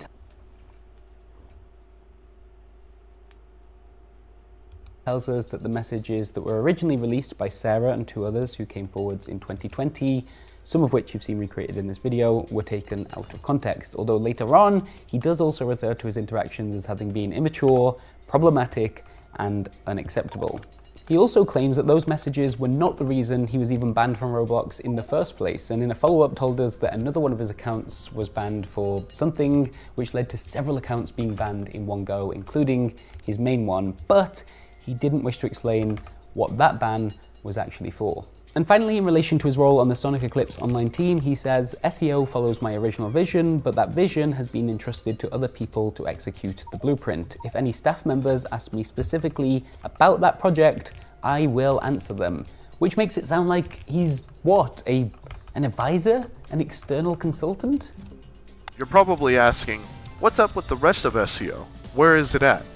Well, we've been making some stellar progress as of right now, and we actually have a bunch of things. But if we look at this video published on his channel in April of this year, you'll have heard Doc talking about his big plans for the game and his team, including this bit. We're an 11-member team steadily regaining our footing. That's Doc's avatar at the top there with the words owner, director, programmer and animator next to it, which again raises the question, has Doc's role and influence changed in any meaningful way since Roblox was first alerted to the sexual messages he sent to a 12-year-old girl? The fact that these messages happened on Discord should not justify Roblox remaining silent. In any other workplace, if someone was accused of harassment, for example, whether that was through Slack or GChat or personal DMs or whatever form, it's still a responsibility of that company to take things seriously. And again, it's worth pointing out here that we've asked Roblox about Doc continuing to earn an income on their platform, and they chose not to answer that question directly. Now, from the upsetting to the just plain unbelievable. I cannot believe we missed this in our first video. I can't believe the market analysts missed this when Roblox became a publicly traded company and went through an exhaustive valuation. So, Roblox is one of the largest sources of children's entertainment today, right? Think about other big children's brands like Lego or Disney. Think about what the market expects from these brands in terms of safety and care for their audience. Take a look at this. This is Roblox's homepage. If we just click the avatar shop and then collectibles, we arrive at something that looks totally normal, but only gets more jaw-dropping the more you study it. A shop where any Roblox user, no matter their age, can gamble, potentially making big real-life profits, but more likely losing some or all of their investment.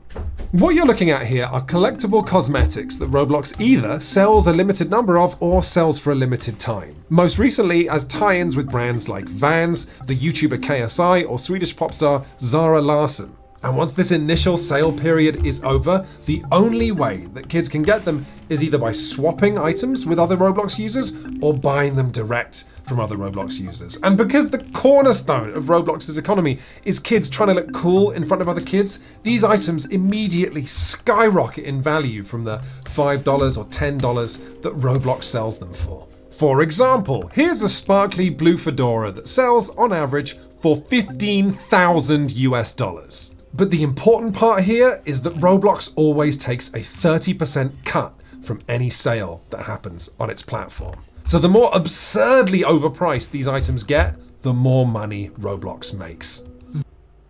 I find it odd that like this doesn't get more scrutiny, considering like, you know, the controversies around like CSGO skin trading and loot boxes in general. Like, this is arguably worse since like the examples I mentioned in theory are at least only supposed to be for adults. This is aimed at kids. There are so many reasons that this is dangerous and irresponsible. I don't know if Roblox knows much about kids, but they tend to not understand the value of money and they tend to make bad decisions. We spoke to an Australian teenager called Jack, who does a good job of showing why Roblox continuing to mint and profit from these collectibles is a nauseating example of the company putting profits before the well-being of its audience. When Jack was 13, he managed the impressive feat of making a hit Roblox game. He called it Secret Pet Hatching Simulator, which made him 200,000 Robux. And in a heartbeat, he'd spent it. It was really stupid back then, but like I spent it on stuff in the catalog instead of DevXing it into real money, which I really regret now. I spent like half of it and bought like 2 faces and a hat. And then after the other 100,000 finished pending and I got it in my account, I wanted this bigger item. It was called the Silver King of the Night. There are multiple answers to this, so I'm gonna have to ask you, why did you do this? Honestly, like, because I'd been playing the game for like 4 years at that point, and like I'd always been like looking in the catalog, always wanting those items, and like, you know, just finally being able to afford them. My mind just told me to go for it, you know? Worse, buying these items pushed Jack below the 100,000 Robux minimum withdrawal amount, so Jack had just gone from receiving a paycheck of almost 1,000 Australian dollars from Roblox to having a paycheck of $0. What would you have done with that money if you had it? With that money, I think I would have kept like 300 in savings just for later life, and I would have spent the other 550 probably to upgrade my setup and buy a new mouse and keyboard and stuff. Okay, you would have upgraded your hardware that would have been useful, I would say, for a young game developer. Yep. Why is Roblox selling to children items that cost like hundreds of Australian dollars? Yeah, it's pretty mind-boggling.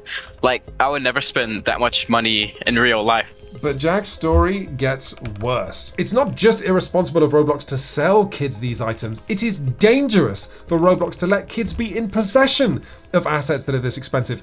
After Jack had bought these items, a Roblox developer that he'd been talking to for a couple of months that he thought was his friend sent Jack a file that Jack thought was an asset to help with Jack's next game. I downloaded this file off the Roblox website, which actually contained a cookie. You can get into their account just by having the cookie. He sold the limited items for like pretty cheaply and made a quick, like, I think it was like 50k after he sold them. I hate myself because of it, because like with that money, I could have made like my parents proud.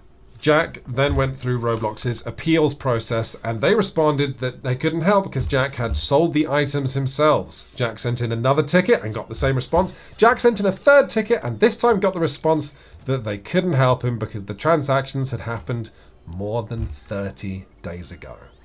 But at least Jack still had his profitable hit game, right? Well, no. Because in another win for Roblox's superb moderation, his game had been deleted through no fault of his own. In Roblox Studio, there's something called the toolbox where like you can get assets made by other people and use them for your own game. And then the game got banned because I wasn't allowed to use something that Roblox had provided to me. Some stranger, it turned out, had harvested resources from someone else's game and uploaded them to the toolbox illegally. Which meant Jack was using them illegally, even though he'd been provided them by official Roblox channels, and his game, his work, his income was deleted. Jack's learning Unity now. But all of this selling collectibles to kids, is actually only half of what makes... You know, I might have actually considered like looking up some gameplay videos if that was deleted, just to see what if it was like something I just didn't get or whatnot, but I can't now since I doubt there was anyone who made any videos of it. Makes the collectibles market so disturbing. Because the market tells all Roblox users what the original price of these items was and a chart of how that price has changed, Roblox has created and continues to support a stock market for users to gamble on their children's platform, with Roblox continuing to take a cut each and every time they're sold between players. This is a breathtakingly irresponsible feature to put in a game where around half of the users are aged 12 and under, especially so when there's no warning anywhere on this page about how much you might lose and no upper limit of how much you can spend. Whether you have a few $100s, a few thousand, or a few tens of thousands, there are items here for you to buy. Roblox does have this warning pop up that the exchange you're about to do involves real money, but this is only shown when you're buying Robux, something most parents will do for their kids with a credit card. If you're a kid who wants to spend their money, there's no such warning. Look at this. You can buy a collectible as easy as click, and my money's gone. There is a reason that societies do not allow children to gamble. It's because you can't rely on them to have a firm understanding of money, of risk, of addiction. Most adults I know don't have a firm understanding of all three. I once rode in the back of a taxi with the driver telling me his winning strategy for roulette for 20 minutes. But even worse, because gambling and investing are both seen as adult activities, kids are going to be that much more likely to want to do those activities because kids want to act like adults. Roblox should be warning children about the collectibles market, not encourage them, and certainly not trying to keep the whole feature continually exciting by minting new collectibles and working with pop stars to get kids excited. To date, they have minted 12 different Roblox Gucci handbags. And just as a point of reference, actual adult stock market trading apps are required by law to issue a warning that you can lose as well as make money. People Make Games was contacted by one source who made a lot of money trading these collectible items and today works in venture capital. He was only willing to speak to us on condition of total anonymity, which is why his quotes are going to be read by my colleague, Chris Brown. Ultimately, what they've made here is something that lets kids trade extremely valuable, non-fungible tokens. Which is venture capital. He was only willing to speak to us on condition of total anonymity, which is why his quotes are going to be read by my colleague, Chris Brown. I thought his name was Chris Brown for a second, and like I was gonna say, oh, we finally have a good Chris Brown, since the two musicians with that name are not good people. Ultimately, what they've made here is something that lets kids trade extremely valuable, non-fungible tokens. And they can't actually do that because of the nightmare NFTs, of regulations basically. they would have to navigate. Even the currency of Robux right now, the legality of that is really questionable. We asked Roblox, with regards to the collectible store, does Roblox consider it responsible to market items costing tens of thousands of dollars to children? And does Roblox consider it responsible to display statistics such as a price chart and original price for collectibles, implying that children can make money buying such items?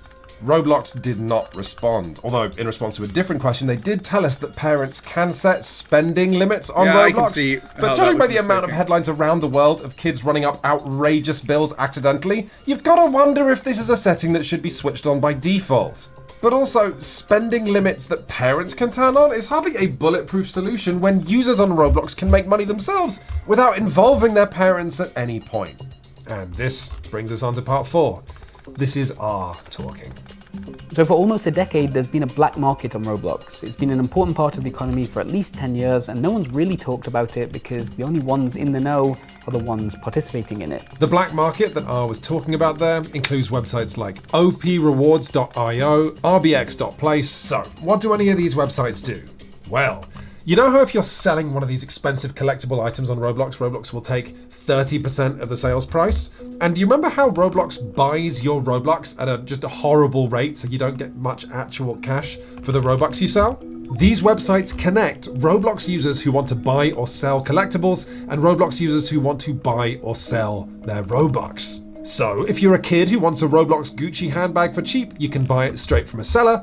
Or if you're a Roblox developer who wants to turn the Robux their game earns into a bigger real-life paycheck, you can sell your Robux to users directly and make way more money. This hasn't been talked about for various reasons. Obviously, if Roblox is going public on the stock market, then it's not the greatest look for them if there's been this underground black market of kids buying and selling from each other. And because these trades are happening outside of Roblox, there's no way they can moderate it or even track trades to punish scammers. But also, let's be clear, as anyone who has tried pirating anything ever will know, illegal websites are not safe places for kids to end up. There's malware, credit card phishing, scams, hidden fees. These websites will make kids watch videos or fill out forms, to say nothing of the fact that kids have to get legally creative when it comes to how to put their money into these sites. Now, it is in no way surprising that these websites exist.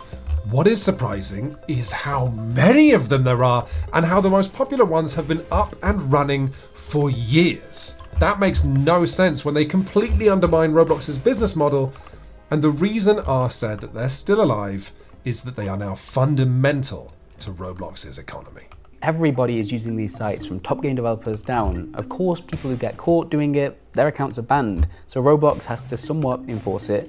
But at the same time, most people turn to that because DevX, the term for officially converting Robux to real-world money, is kind of a gamble in the first place. Because if you have limitations or bans or anything like that, or if you're not a community member in good standing, you might not be able to DevX. Roblox can't crack down on it because they just get backlash, so they turn a blind eye to it. We encourage our users to keep their interactions and communications on the platform where we are able to monitor and intervene. Often, scams and other abuses happen off the platform on other sites. This is why it is You know, I kind of find that laughable because if you played any game that has like voice chat, you will use stuff off the platform, or like going back to the Hearts of Iron thing. Like the game does not have an official voice chat thing, and they outright encourage you to use Discord or for like team communication, since like you can't. Like, it would be inconvenient as hell if the game had to pause every time someone wanted to, like, send a message telling their team, let's launch D-Day now. And never mind the fact that would give the Axis player a bit of an advantage. But I do have to wonder, like how much of like Roblox's of how much like the corporate mistakes are just plain ignorance, or they know but they're choosing to ignore it. Expressly against our policies to direct users off-site. Really, Roblox? Is it really against your policies to direct users off-site? What about your company-wide policy of not acknowledging the existence of websites that give your users more money if they go off-site? What about your decision to shut down the Roblox forums because you couldn't create a, quote, constructive and positive environment? Where did you think those users were gonna go? People Make Games will probably not be making another video on Roblox because, frankly, investigating this company is just super depressing. The platform today is almost inconceivably massive and getting more power and more money by the day. In fact, just as we were finishing putting this video together, Roblox released their latest earnings report and the company skyrocketed in value once again. Roblox is now officially bigger than Nintendo. And this success is alarming because Roblox right now is setting the standard for what society expects in the future of digital labor, of internet child safety, and accountability of big tech. The CEO of Roblox now has a net worth in the billions. The company makes decisions that affect tens of millions of young people. And yet when we asked them questions where Roblox's own policies appear actively harmful to their young users, we were told that we weren't being objective, while this company refused to even admit the existence of the collectible stock market that they created, of the underground black market of websites that they allowed to exist. They didn't say anything to us about this questionable reality of kids working underneath other kids. They told us that we weren't seeing the bigger picture while refusing to even admit the existence of whole parts of this picture. This isn't PR. This is gaslighting. So,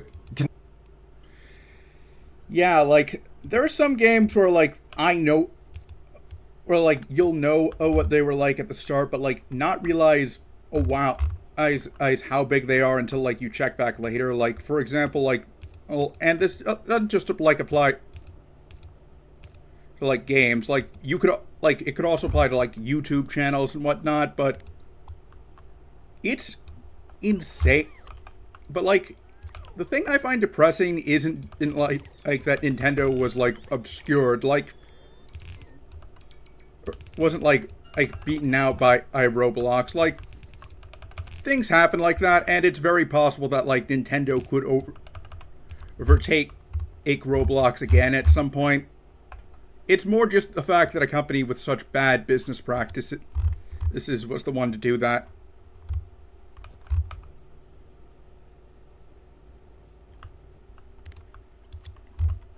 That I find kind of depressing.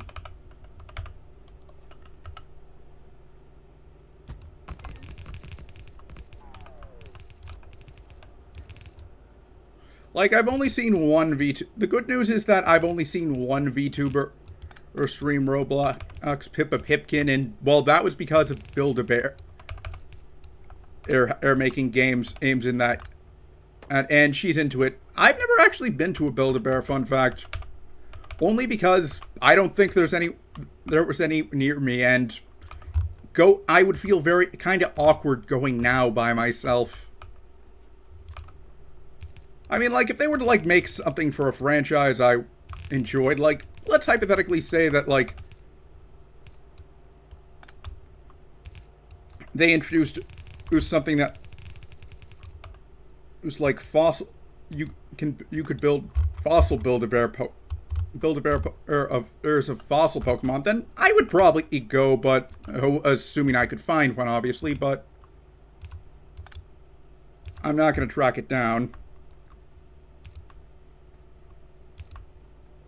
Well, at least I'm not the only one.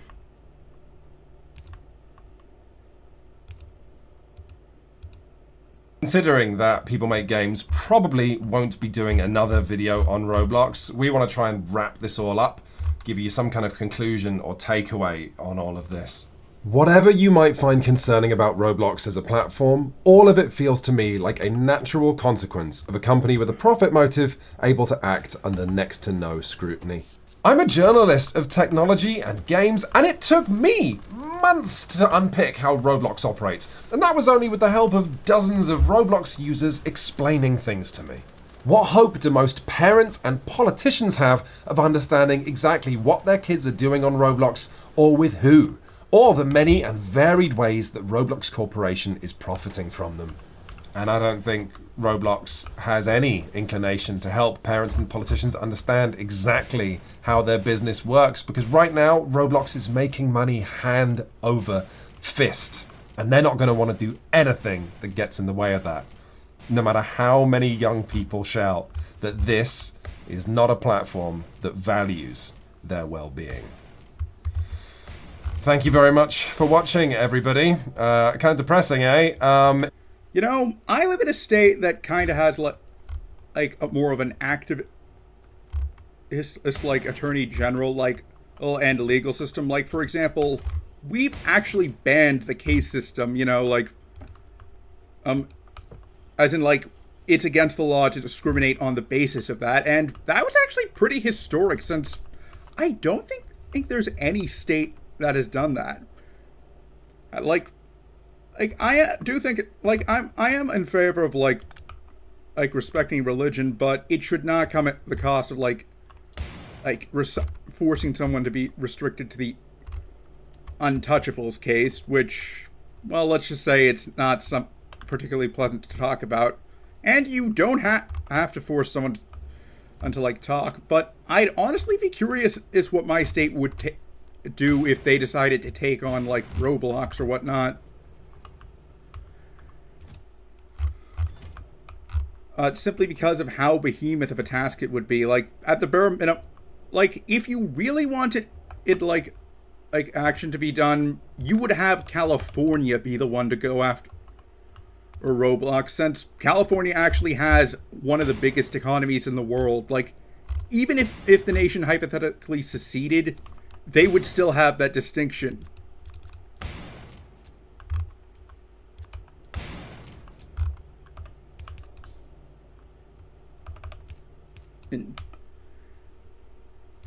Like if something it's regulated in California, it might as well be regulated be getting hit with regulations for the entire United States because of how powerful their economy is.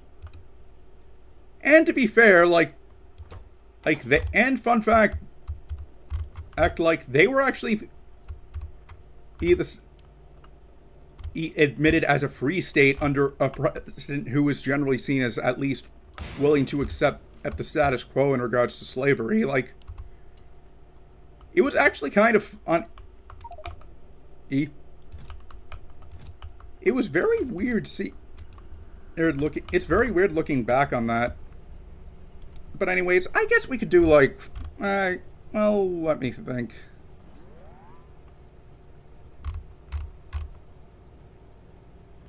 You know what?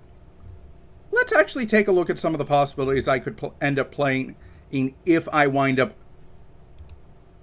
playing Factorio to replace a stalker. One of the best things about Factorio is that while it does have like an in-game mod loader, you do not actually need to launch the game if you want to view mods. Oh wow, someone actually made a remake of Space Chem in Factorio. I'm gonna try that. That's definitely is something interesting. I'm just gonna open up the options in tabs.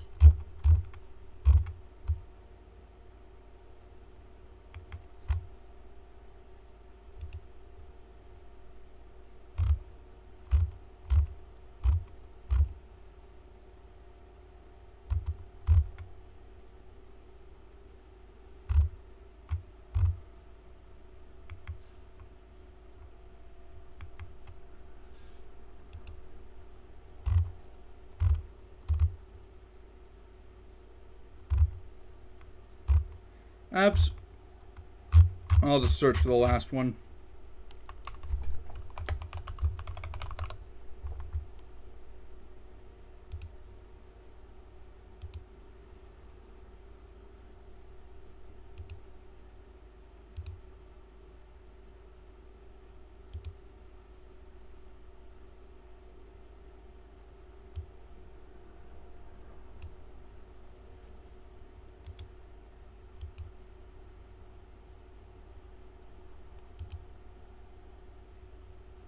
Okay, so the first one is AAI industry. Basically, this one would extends the burner phase, like going back to Factorio, like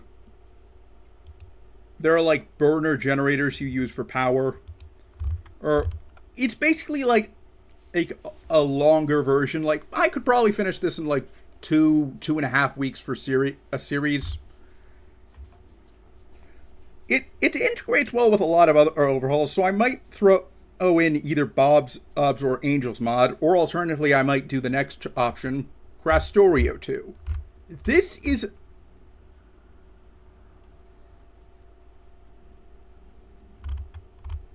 from what I understand. Let me double check to make sure it's listed as compatible. Okay, good. It does not conflict. But this is designed as like an overhaul mod for like new players. For one thing, and unlike in the base game, you can actually deplete oil wells, which is not as bad as you might think, since for one thing, that means you actually get to free up space, and eventually you actually can make and like turn coal into oil, which is a real life thing called coal liquefaction. Then there's Warptorio, which I have never seen anyone play, but it does look like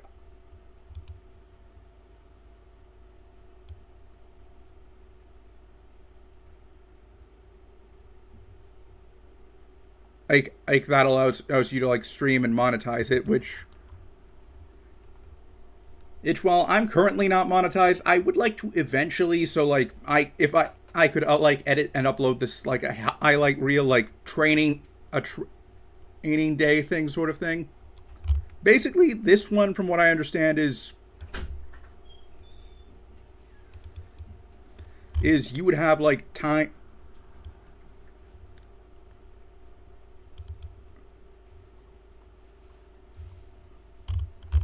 I'm on each planet or something before it warps you to another one. I don't really know much about it.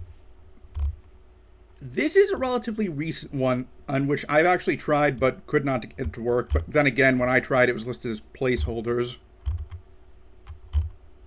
Looks very impressive. Ooh. Okay, I might actually do like a separate playthrough on the side, even if Factorio does not win into this. Like, I'll definitely put it as... Oh, hey, the service pack just look interesting. This one, I have I'm not even sure if it would work, okay, in English, since it looks like it's written in Chinese. I'm hoping that there's like an English translation. Oh wait, I guess.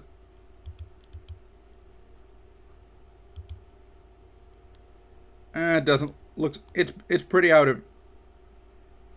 If there was an I guess I'll pass on this one, since like it doesn't look like there's an English translation.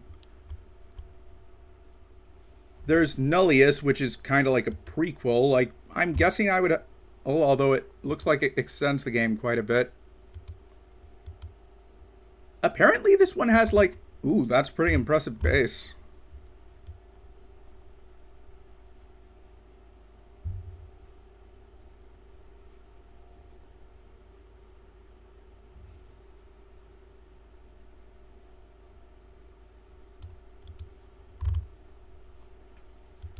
And lastly, the one you would want... and that I would probably make the victory condition not launch a rocket, but rather just see how long I can survive. C block. You know what? I'll just actually upload watch a video for the last few minutes.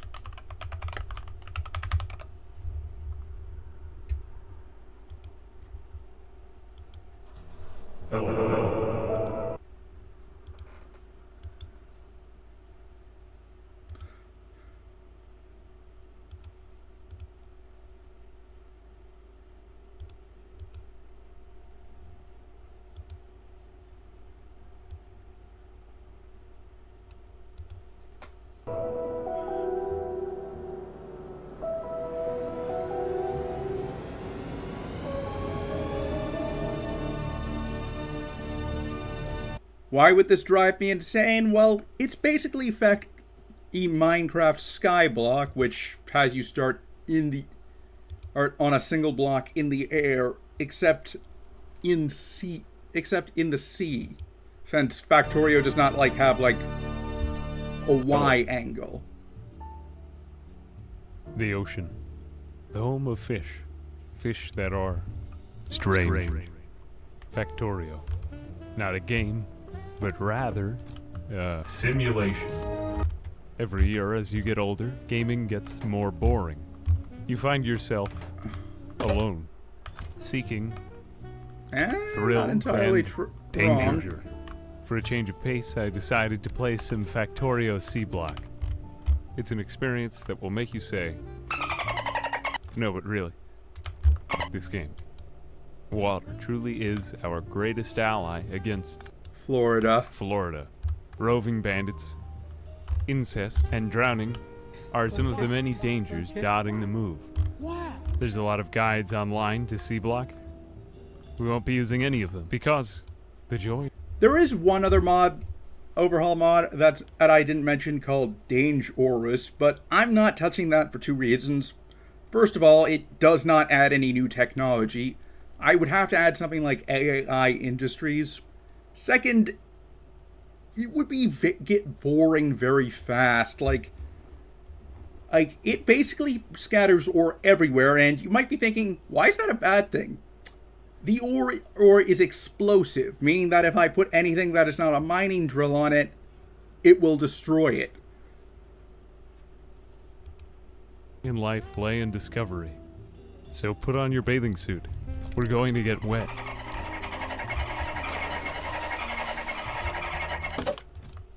When you first get started, you have nothing. But there's not enough space to put anything down. It's not a boulder, it's a rock. Notice that there isn't a lot of room. Nearby, there are bugs. Take your sand and put it into your inventory. Expand. Eat. Eat. Eat. Eat. I didn't know what to do with the things in my inventory, and I didn't want to waste anything, so I did some reading. Eventually, I had run out of sand. Since I play only vanilla Factorio, most of the resources were foreign to me. But I figured, if I wanted to get any further, I'd need more land. And that meant more sand. Crushed stone. You need to learn the game by playing backwards. Sand requires crushed stone. Crushed stone requires slag. How do you get slag? Well, you need water, and we have a lot of that. I wanted to be organized, so I picked out a spot near the bottom of my main landmass. I built 2 offshore pumps, and then I made an electrolyzer. But now, power. What did I have? Wind turbines. Desiring to keep everything neat, I decided that one strip would be my electrolyzer island, and the other would be my wind island. A 4x4 wind turbine grid. Majestic. Truly, this was the height of human creation. But wait, power was ready. Water into slag, chemistry and science. Don't worry, I'll explain that later. There's a lot of complex inputs in this you won't understand. Finding the next item in the chain of production. This is more fun than making the most efficient setup to me. It was time to place the burner ore crusher. The fun of C-Block is the fact that, with limited resources, if you mess up, you truly do run into a brick wall, and your playthrough ends because you didn't manage your resources right. The only thing that can kill you is your own stupidity. Without access to coal, I'd need cellulose fiber. How do you get cellulose fiber? I hate this stuff. It's the one item that makes C-Block torture. Literally, there is not enough in the sea to power a factory. And I mean it, I hate this. There isn't enough power in the ocean. Stay on land next time. Nonetheless, the process there began. is if you use If you want to take hydroelectric. water and turn it from nothing into something, there's an awful lot of crap you need to go through. So I started testing things out and building more land. I made one of everything to see what everything did. Crystallizer, couldn't use that yet. Flare stack, I could burn the excess chemicals, but did I want to? Somebody questioned. That's in Factorio too, also. 3 days had already passed. But it's almost like there's some quiet, introspective, geometric realization that occurs when you first power up your factory. And it's a moment worth savoring, to feel like you've finally asserted basic right angles over the natural chaos.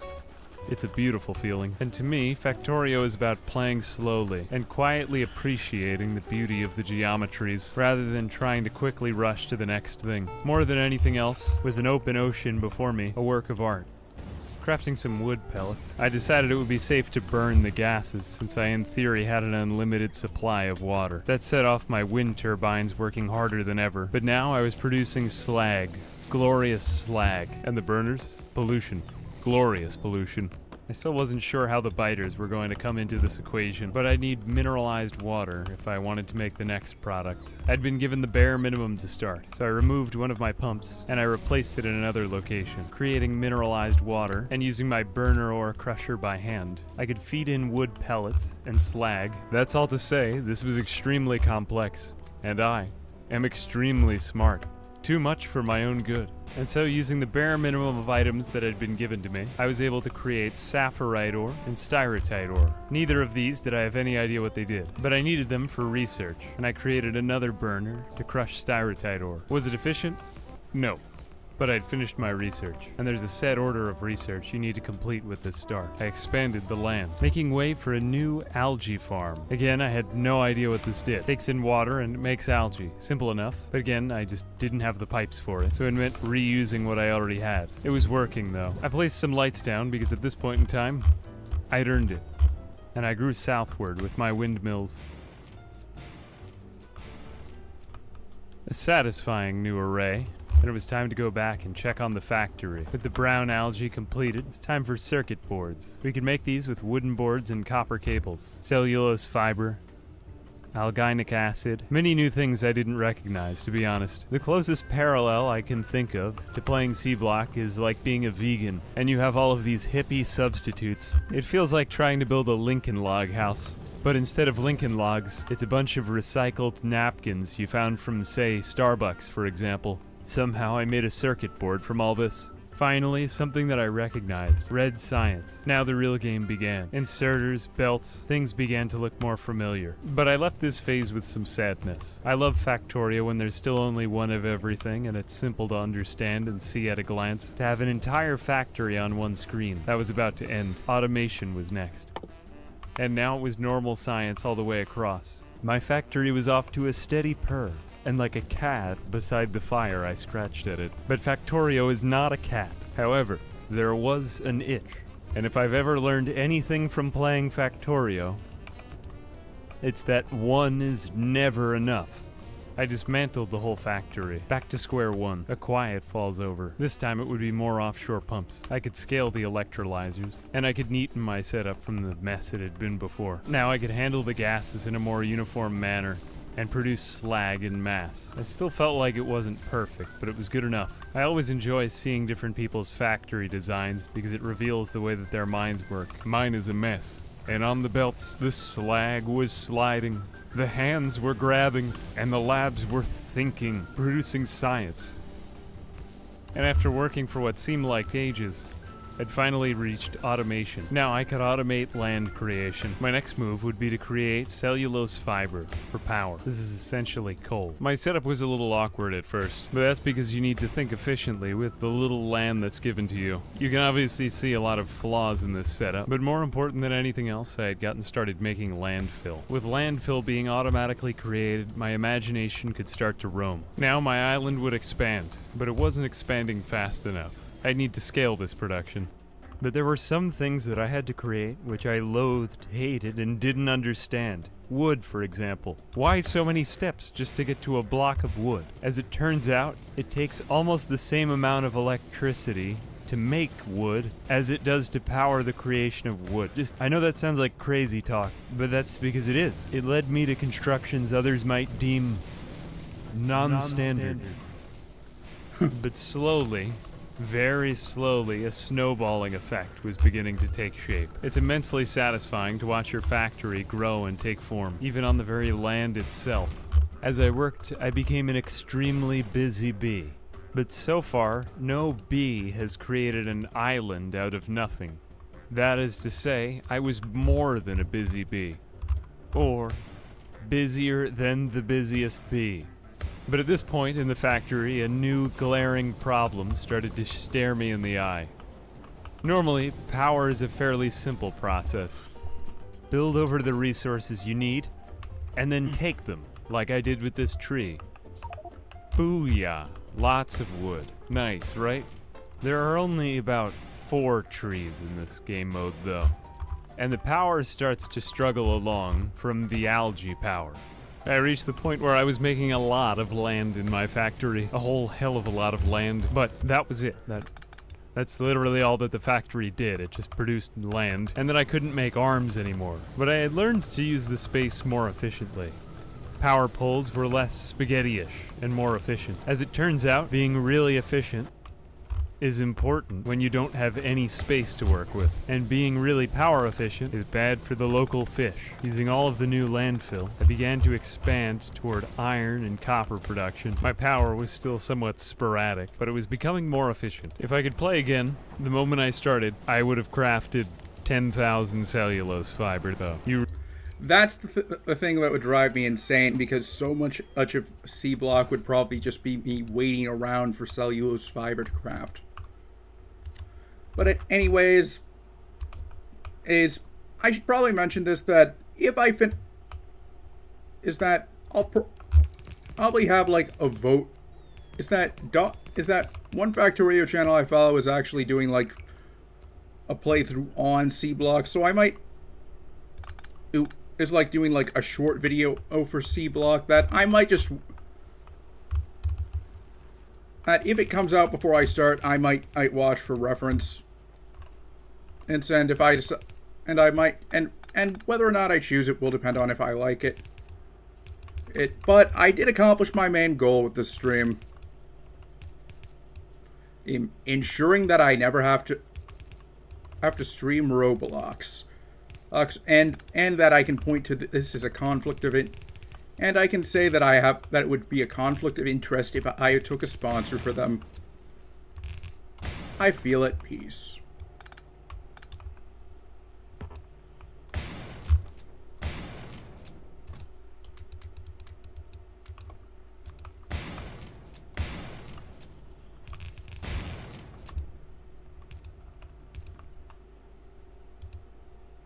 Anyways, I think I'm going to end the stream here. I'm Andreas Warbel, and I will see you next assignment.